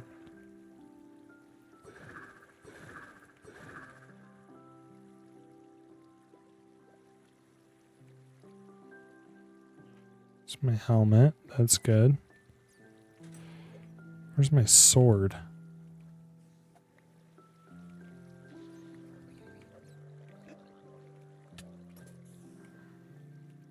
Okay, we got...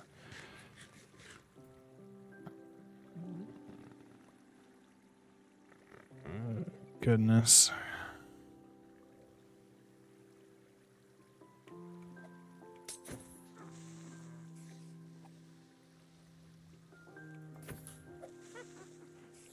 Oh, yeah. I just really need that creeper to not blow up.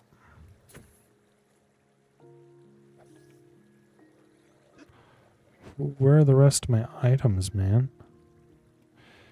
They're all like... Oh, wait, they're all like right around here, too. We're starting to lose time, though. I really need to hurry up. This... Don't blow up, don't blow up, don't blow up. I really need to hurry this up because my stuff is going to start despawning soon.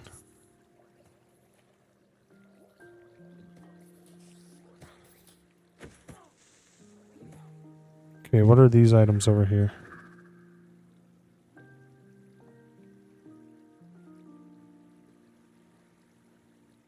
It's just a bunch of fish. Where did all my stuff go? Oh wait. I'm actually a moron. I'm so dumb, guys. Oh my gosh. All my stuff was very clearly inside of a shulker box. We've got our sponges, which is important. I think we're missing stone.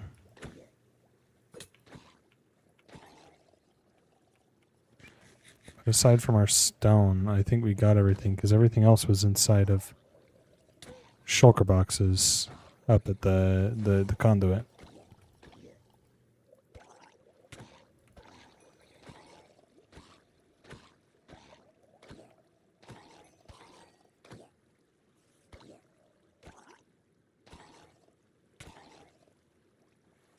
Yeah, we're chilling. Like I said, we're just missing our stone, but oh wait.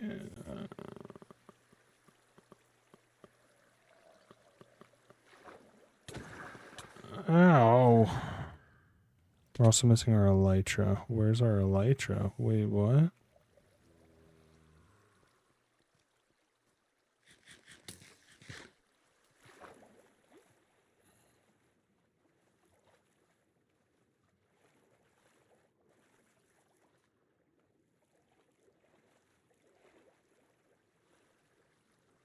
Oh crap. No. Did that despawn?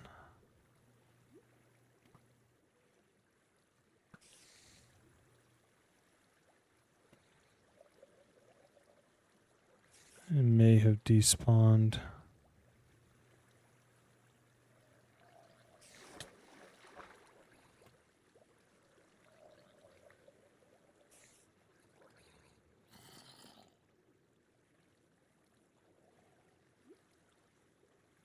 Crap. That sucks because that's an elytra combined with another right chest plate.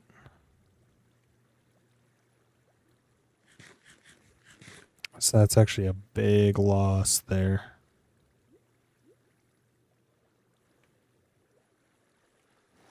Shoot. Oh, that sucks. Oh well. It's nothing I can't get back, just unfortunate.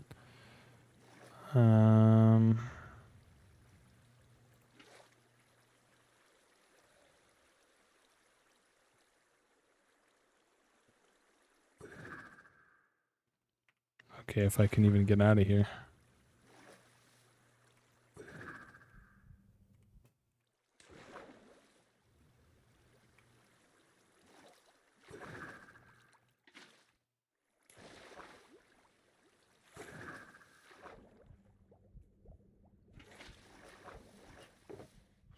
Yeah, darn it. That is really unfortunate, actually. Yeah, we did get all our sponge.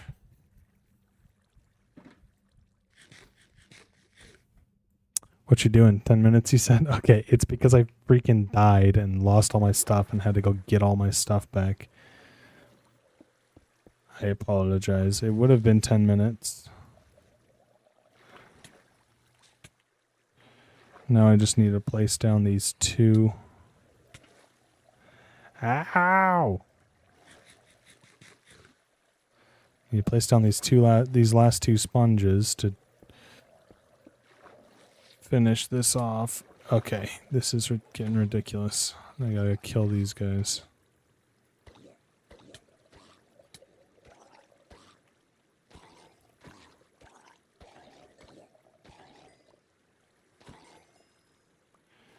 Gotta place these last two sponges. And then we are done. Okay. That is a decent amount of progress made. Now I just need a new elytra, which I will do another time. Alright, chat. Thanks for watching. I appreciate it. It was a very fun stream.